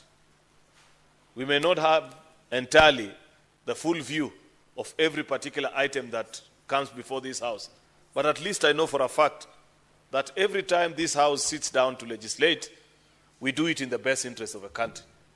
And that is why we are a lawmaking House. The conflict of interest bill is no exception. We were told at the time by EACC that perhaps this is the only missing jigsaw in the puzzle for them to vanquish the dragon of corruption in this country. And I was excited about that because I said, then we must give it to them, Madam Speaker, because corruption destroys nations. Nations rise and fall on account of their ability to fight corruption. There is no debate on where Kenya would have been today, Madam Speaker, if it were not for the corrupt practices that have deeply rooted and ingrained in the culture and societal fabric of the Kenyan people, Madam Speaker. And until the day we are able to finally slay this dragon, Madam Speaker, we shall continue to be an average country, punching way below its weight on account of the fact that ours is a rigged system. When we had the invention in Parliament, Madam Speaker, and we passed that motion that broke ranks and members spoke as one house, Madam Speaker, part of the recommendations that we spoke to on that particular day was the need to sit with the EACC and listen to them on their proposal on what is it that holds them back from making Kenya a corrupt-free country.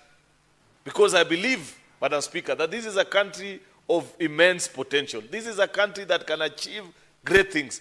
This is a country that many people will admire to live, work in, and thrive. Only held back by corruption, amongst other things. But I believe the rest are subsets. The biggest challenge that we continue to face as a nation is this challenge of corruption. So when EACC wrote to our Justice and Legal Affairs Committee and made their proposals, I am glad that as a committee you listened to them. I am even happier that at the mediation stage, many of the views which they felt that they didn't agree with the amendments that we had done on the floor of this House, Madam Speaker, many have either been dropped or moderated to get the view of what EACC wants and also how our colleagues from the National Assembly perceived that particular matter.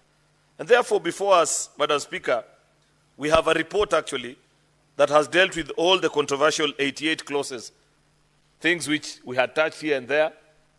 The thinking at that particular time of the Senate, Madam Speaker, is that we felt that there was a lot of repetition on the Ethics and Anti-Corruption Act, Madam Speaker, leadership and integrity, so many acts that were trying to do the same thing. And therefore, many of the deletions that were done by the Senate at that particular time, Madam Speaker, were aimed actually at streamlining so that we give EACC a cleaner document upon which they can refer to and ensure that they save us as a country.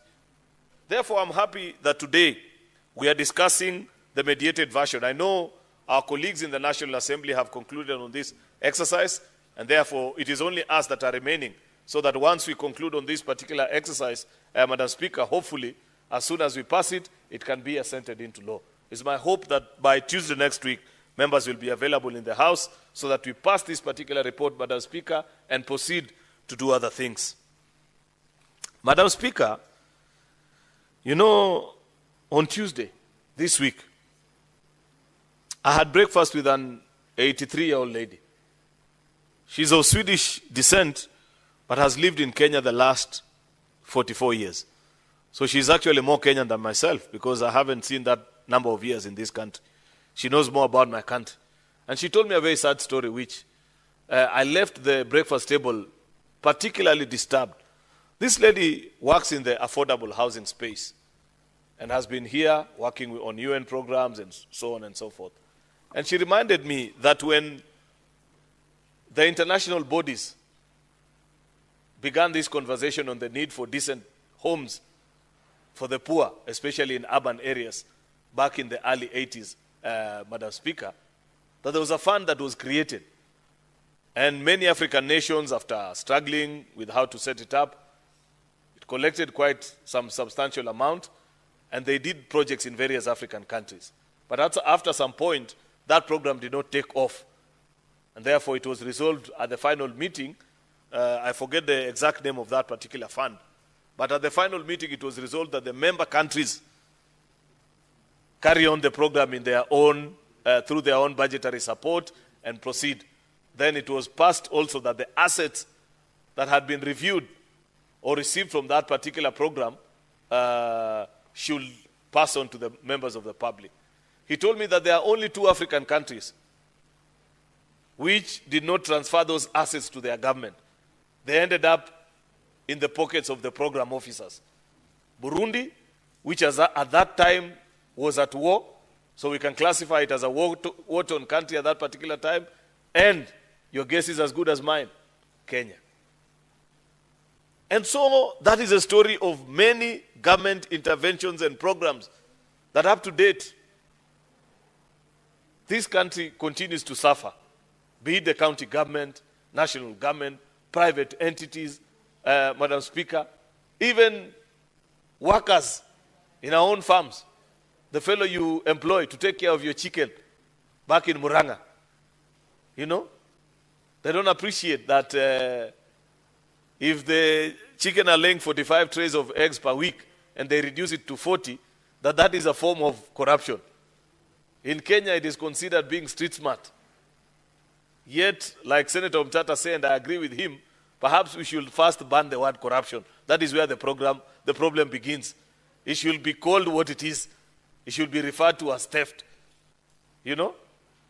ESCC should be something like Ethics and Anti-Theft Commission. This thing called corruption already is a problem because many people think it's a sanitized word. You know, to be accused of corruption is not as bad as being accused of theft. And many people don't distinguish. Therefore, maybe we will have that conversation. But the problem is deeper than the name. It's not just about what it is referred to. It is about our values. And what is it that we can train in our society, beginning with the young children, so that they are perhaps a better society than what we are.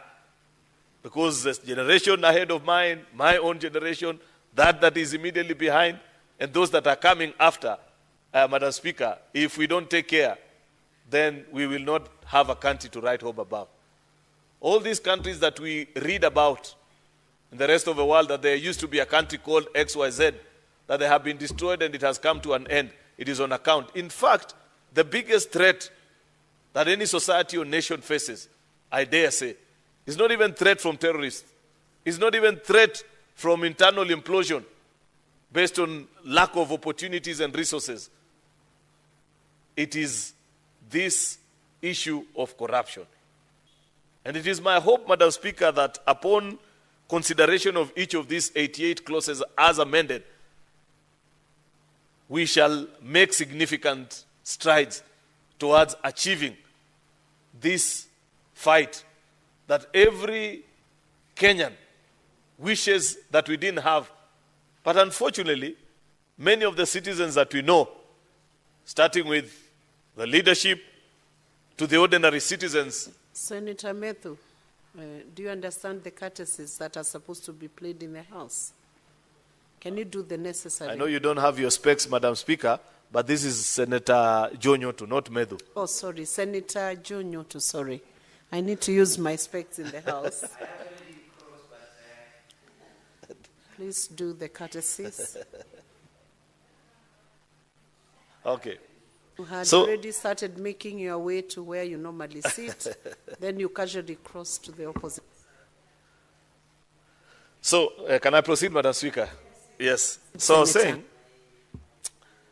this thing should bother us. And it must disturb any leader. That we continue to talk about it, but there is very little that is being done. A few weeks ago, Madam Speaker, when one of the 7 top decision-making members of it's called the Chinese, I forget the exact name, Political Bureau or something, visited the country. As part of his delegation, there was a gentleman whose equivalent in Kenya will be the CEO of the ESCC. He was part of his traveling delegation. And when we sat down at the state banquet that was held in the honor of that visiting delegation, I sat next to him. And we had conversations about what he does, and there are a few things that he shared with me. He told me that in the Chinese society, they have 3 strategies that they have used to fight corruption. And they said we classify the corrupt in 3 categories. The tigers, I forget the second one, and the last one was a dragon or an insect. And they said the tigers are people like you and me, the high and mighty, those that serve in big public offices. And they said that is where they dedicate their biggest energy and resources.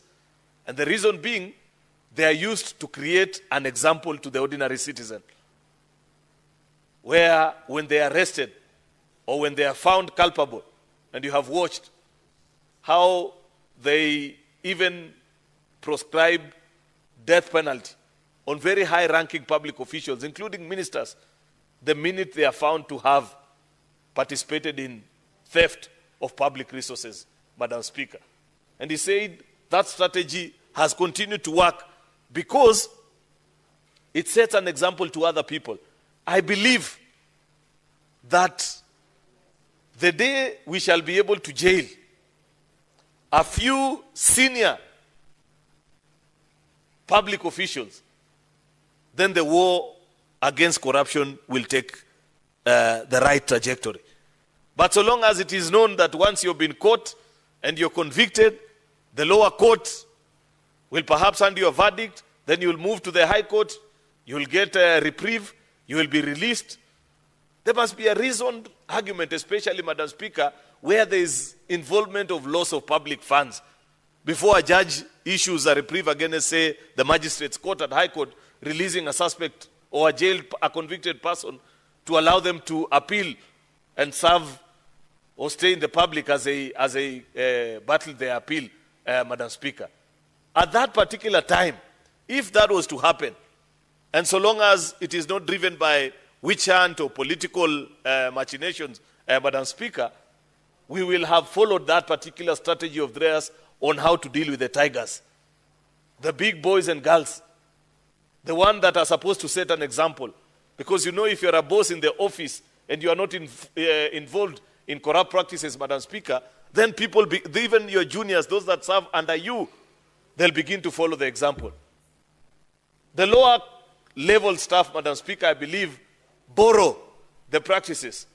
The second category, he told me, are the mid-level managers and people that serve, civil servants, Madam Speaker, that serve in various government and state agencies, that they have a unit specifically dedicated for such people, Madam Speaker.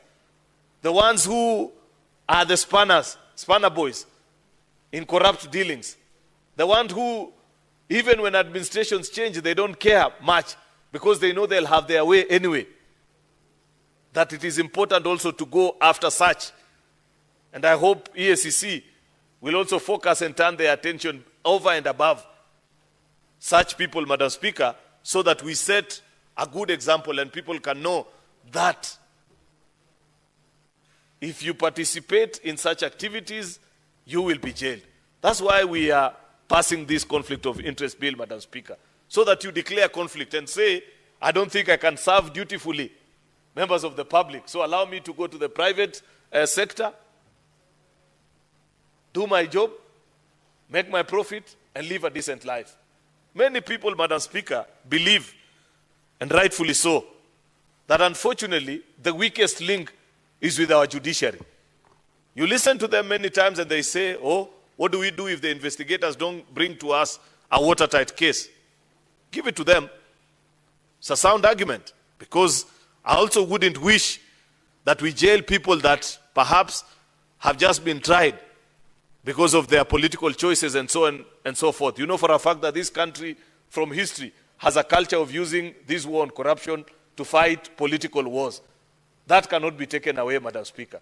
And therefore, that's part of the cleanup that we are doing here, including the declaration of interest and trying to tighten the laws on who are the scope of people. Many of these governors, for example, that you see being jailed, it is on account of doing business with the wife, with the daughters, with the brothers, you know, running it within family, Madam Speaker. It is my hope,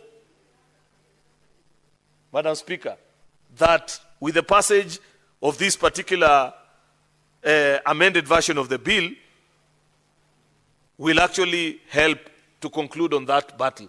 Because I strongly believe, Madam Speaker, that as a country, we run a very significant risk. I saw NACADA the other day release a report, which I don't know if colleague senators, you took time to listen to the CEO of NACADA speak and say 45% of our university students consume and use drugs. Just imagine. That's almost 50%, almost half of our university and college students. What kind of a country are we talking about here? That is terrible, Madam Speaker. That's still a subset of corruption, because it tells you that they are facilitators. They are people who are allowing drugs and narcotics to get into the country. And until we slay this dragon of corruption, then that number will continue to increase. And that means it's your brother, it's your sister, it's your son, it's your daughter. Madam Speaker, this should concern us. In fact, I said to the CS for Interior the other day that my good friend, because I watched him, he was part of the people who were present in that function when Nakada was releasing that report. Because I know he knows the Bible, I said, just like Esther was told, you have been put there for such a time as this. I said to him, if there is a battle that you must fight with every ounce of energy that is in you, is this fight against drugs and narcotics that is permeating our society and getting into the hands of our young people who are still in high school and colleges and universities, Madam Speaker. Because if it is true, and I have no reason to doubt the report of a competent authority such as NACADA, that 45% of our students are consuming these drugs, Madam Speaker, then it means there's no future for this country. Because it means by the time they are graduating, they'll have lost it. And we must ask ourselves, where is it coming from? Remember, Kenya is an island that is surrounded by a good number of failed states or regions or countries where society, the government don't have full control of their regions. And therefore, there are regions that are being mentioned. I know, for example, the border with Ethiopia is a very notorious route that is being mentioned, that lots of drugs, Somalia also, to the north, because of the lawlessness in certain parts of that particular country, drugs find their way into the country, and they come, and there are people who provide protection in our colleges and universities, including people whose duty should have otherwise been to ensure that our young people learn in safe spaces. We must speak about these things, Madam Speaker, and be concerned even as a house. And so many other things that are a subset of corruption. I was just mentioning that specific point on the battle on drug abuse, Madam Speaker, to strengthen or buttress the point that I made earlier that all our societal struggles as a country, they stem down from corruption. And as such, unless and until we are able to properly address ourselves to the challenge of corruption as a nation, Madam Speaker, we shall continue to do all these battles with very minimal success, Madam Speaker. I hope that today, once we conclude on the passage of this bill, dear colleagues, that we shall send it to EACC, to the President for his assent next week, and EACC can begin on their work with strength, with zeal, with courage, without any further excuse, Madam Speaker, because I believe it is not for lack of good laws, but still, because they strongly feel that this law is a missing ingredient in their fight against corruption, that this is one of the pillars and the areas, Madam Speaker, where if we are able to tighten the noose, then we will have reduced the proliferation of corruption in our public dealings, Madam Speaker, then so be it. With those many remarks, Madam Speaker, I beg to support and urge my colleagues that we conclude on this matter so that we are able to move forward as a nation and will be considered to have made our contribution in making Kenya a better society. I thank you. Thank you, Majority Leader. I do not see any other senator interested in contributing to the same. And I know this motion was moved by Senator Sige, who is not here.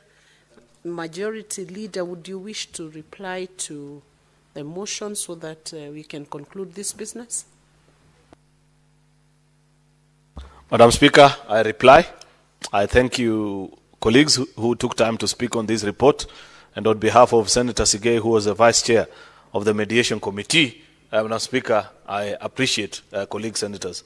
In accordance to Standing Order number 166, Madam Speaker, I beg to request that we defer the putting of a question until a later date. Sorry, 66, not 166, 66. And the putting of the question is hereby deferred to the next sitting of Senate. Next order.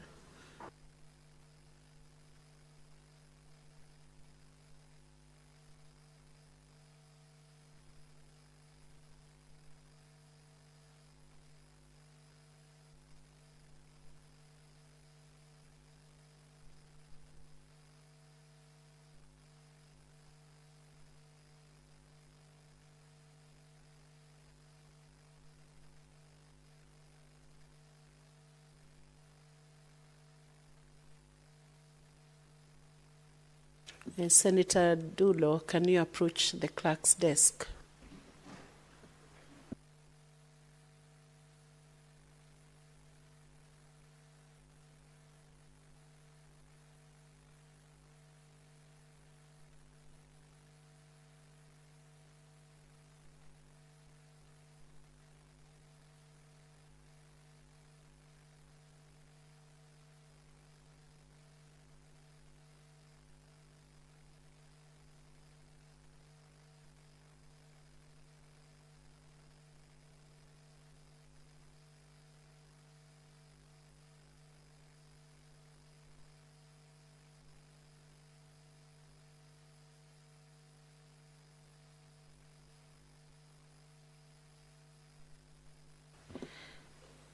Honorable Senators, for the convenience of the House, I will defer order number 9, 10, 11, 12, 13, 14, and I will ask the clerk to call the next order, number 15. Order number 15, motion. Report of the Standing Committee on Education on a petition to the Senate regarding the discrimination by Teachers Service Commission on payment of hardship and enhanced house allowances to some teachers in Kilifi and Taita Taveta counties. And the Chairperson, Standing Committee on Education, Senator Betty Monteta.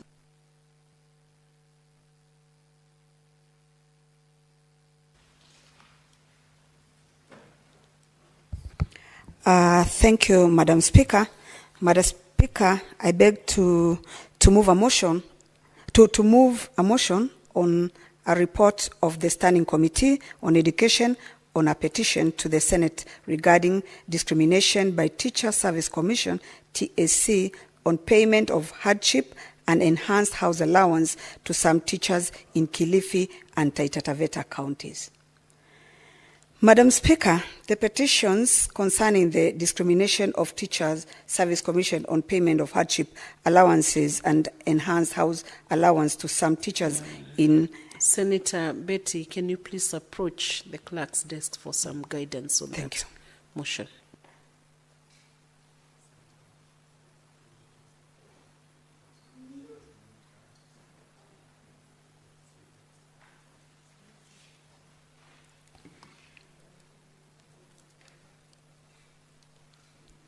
Thank you, Madam Speaker. Thank you for the correction. I beg that the Senate adopts the report of the Standing Committee. I beg to move that the Senate adopts the report on the Standing Committee on Education on a petition to the Senate regarding the discrimination by Teacher Service Commission, TSC, on payment of hardship and enhanced house allowance to some teachers in Kilifi and Taita Taveta counties laid on the table of the Senate on Tuesday, 8th October 2024. Thank you, Senator. Madam Speaker, the petition concerning the discrimination by Teacher Service Commission on payment of hardship allowance and enhanced house allowance to some teachers in Kilifi County was reported to the Senate on 27th July 2023, while the petition on discrimination on payment of hardship allowance to some teachers in Taita Taveta County was reported to the Senate on 20th September 2023. After they had been reported, both petitions were referred to the Committee on Education for consideration.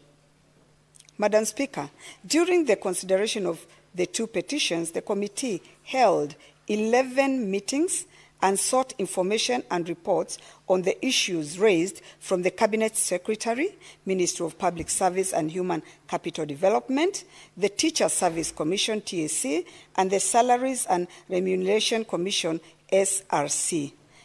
The committee further conducted an oversight visit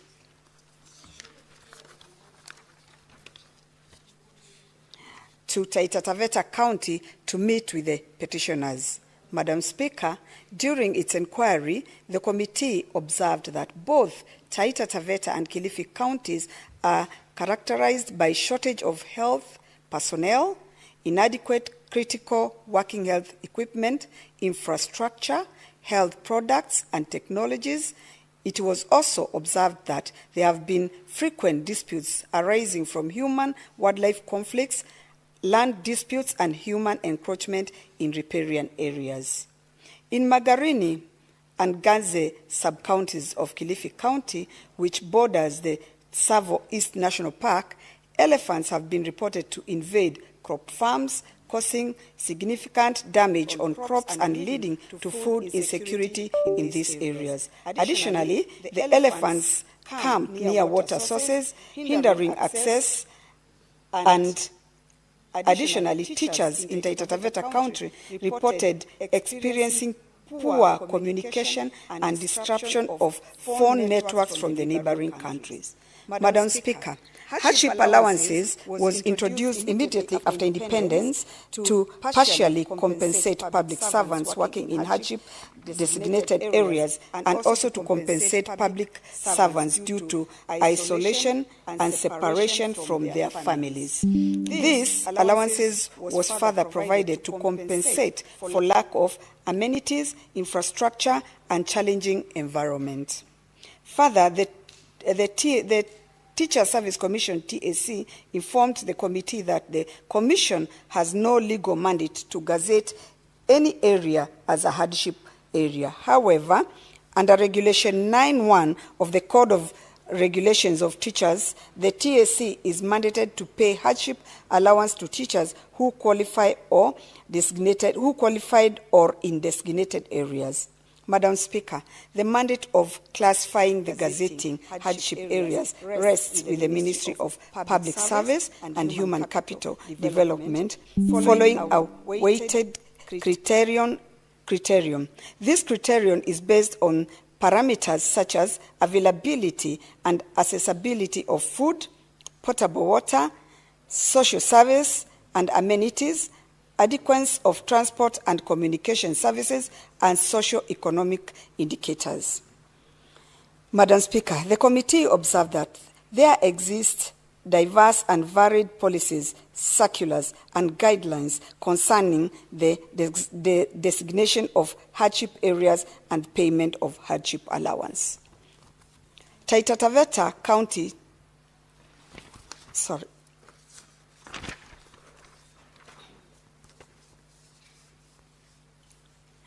There has been an attempt to address challenges regarding the categorization of payment of hardship allowances and to ratify existing disparities. The Ministry of Public Service and Gender established an interagency technical committee in 2019, which was tasked to examine policies on hardship allowances and streamline payment. Madam Speaker, this interagency technical committee comprised of representatives from the Ministry of Public Works and Human Capital Development, Ministry of Interior and Coordination of National Government, Ministry of Education, the National Treasury and Planning, the Judiciary, Public Service Commission, Teacher Service Commission, Commission on Revenue Allocation, and Kenya Bureau of Statistics, and the Council of Governors.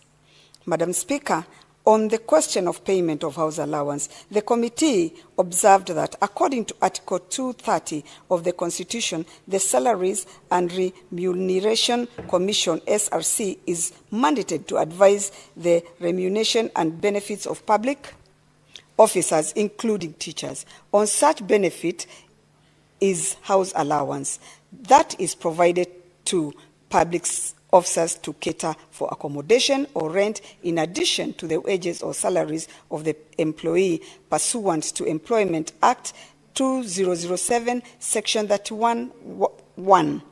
Teachers under permanent and pensionable terms are paid house allowance based on the job group, working conditions, status, and town and geographical area.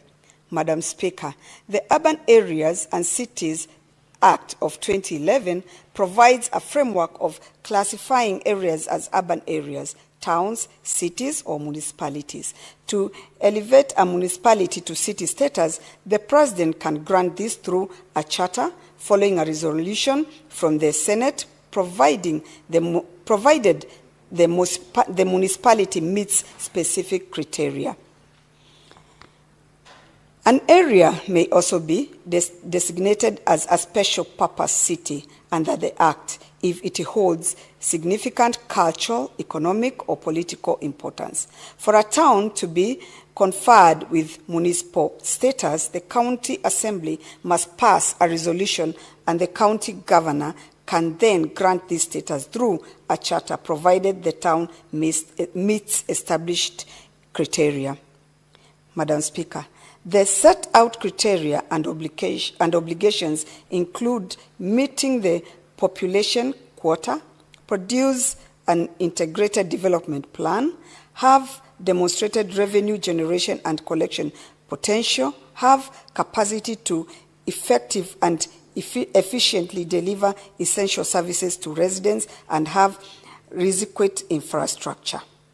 Madam Speaker, despite the clear framework of classifying and upgrading urban areas outlined in the Act, there was a delay in implementing related administrative actions. For instance, while Kilifi Township was officially gazetted as a municipality in March 2019, the SRC did not provide advisory on the house allowance payable until July 31st, 2023. This gap highlights the lag between the attachment of legislative.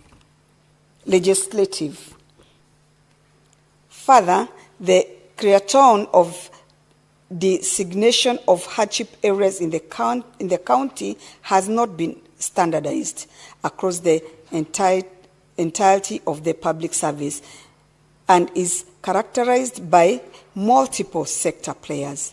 However, Madam Speaker, the designated hardship areas do not reflect the extensive presence of remote areas and rural locations which surpass the number other cadres in public service. Madam Speaker, there has been an attempt to address challenges regarding the categorization and payment of hardship allowance to rectify existing disparities. The Ministry of Public Service and Gender established.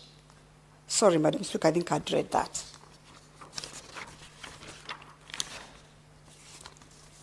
Madam Speaker, while the foregoing, the Committee on Education, therefore, recommends that the Ministry of Public Service and Human Capital Development should,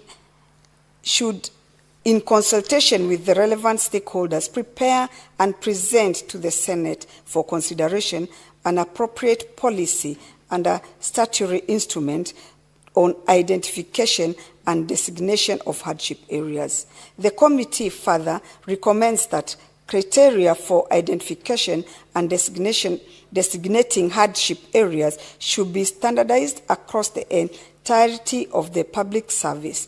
The weighting criterion for designating these areas should be based on the smallest administrative units used in identification of marginalized areas. The committee report also contains specific areas within the two counties that meet the criteria of designation of any area as a hardship area by the Ministry of Public Service and Human Capital Development, and consequently payment of hardship allowance to teachers working in those areas. Madam Speaker, as I conclude, I wish to sincerely thank all the stakeholders, the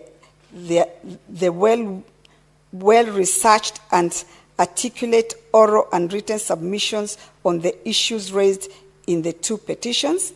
The committee specifically appreciates the Cabinet Secretary, Minister of Public Service and Human Capital Development, and the Chief Executive Officer of the Teacher Service Commission, TSC, for their submissions during the consideration of the petitions. Madam Speaker, I also wish to sincerely thank members of the Committee of Education, their insightful contributions during the consideration and those petitions and development of the two reports.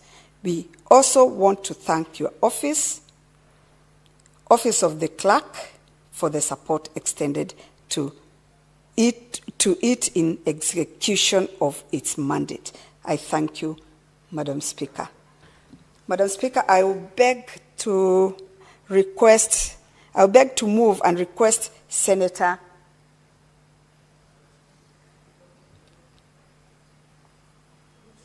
Beatrice Ogola to second. I thank you, Madam Speaker. Thank you, Senator Betty. Senator Beatrice Ogola can proceed.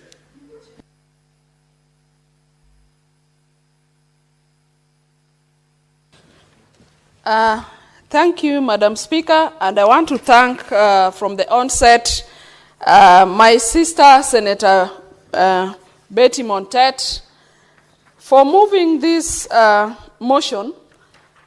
Senator Betty Montet is the current chair of the Education Committee. Madam Speaker, I want to state from the word go that we know Senator Montet as a team player who will steer the Education Committee to the next level. Senator Montet is an organizer, and often when we have some of our arrangements as women senators, Senator Montet is our designate organizer. Honorable Speaker, I rise to second the motion as moved by Senator Montet. And Honorable Speaker, this is a petition to the Senate regarding the discrimination by Teacher Service Commission on the payment of hardships and enhanced house allowance to some teachers in Kilifi and Taita Taveta counties.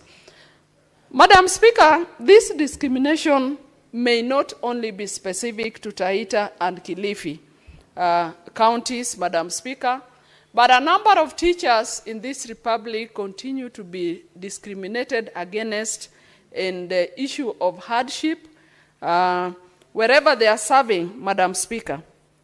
Madam Speaker, it is the mandate of the Ministry of Public Service, Human Capital Development, to designate areas as hardship areas.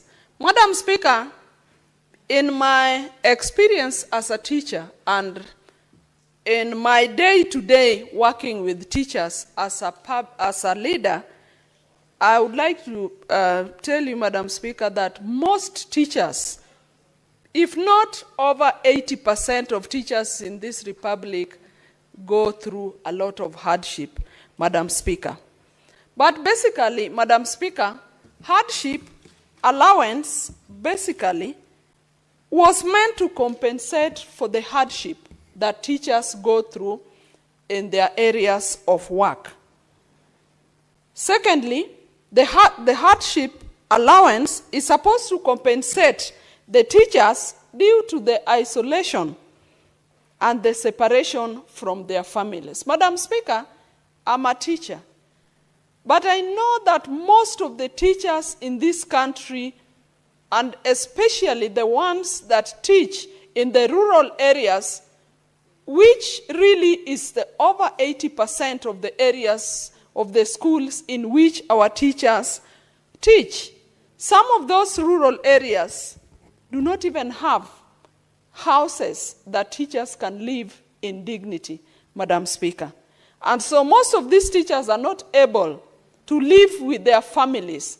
Most of the time, their families are isolated. They are equally isolated from their families. And Honorable Speaker, this is a profession where, like all other professions, Kenyans join voluntarily. And from their young age, they start their families away in their areas of work, which are far away from even their spouses, Honorable Speaker. It comes with a lot of sacrifice. It comes with a lot of resilience. It comes with a lot of patience from these young public servants. And so these are some of the reasons why the teachers are given hardship allowance.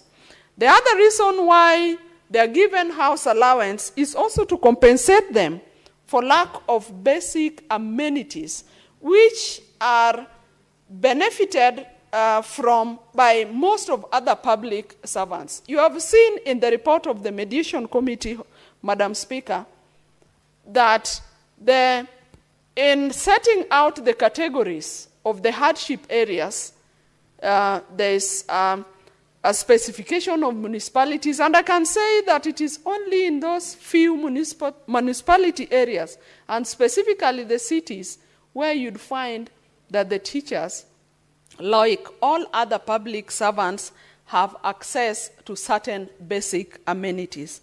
So teachers, wherever they are in those hardship areas, they lack basic amenities like infrastructure. Madam Speaker, in most of the rural areas, teachers go to work on border borders.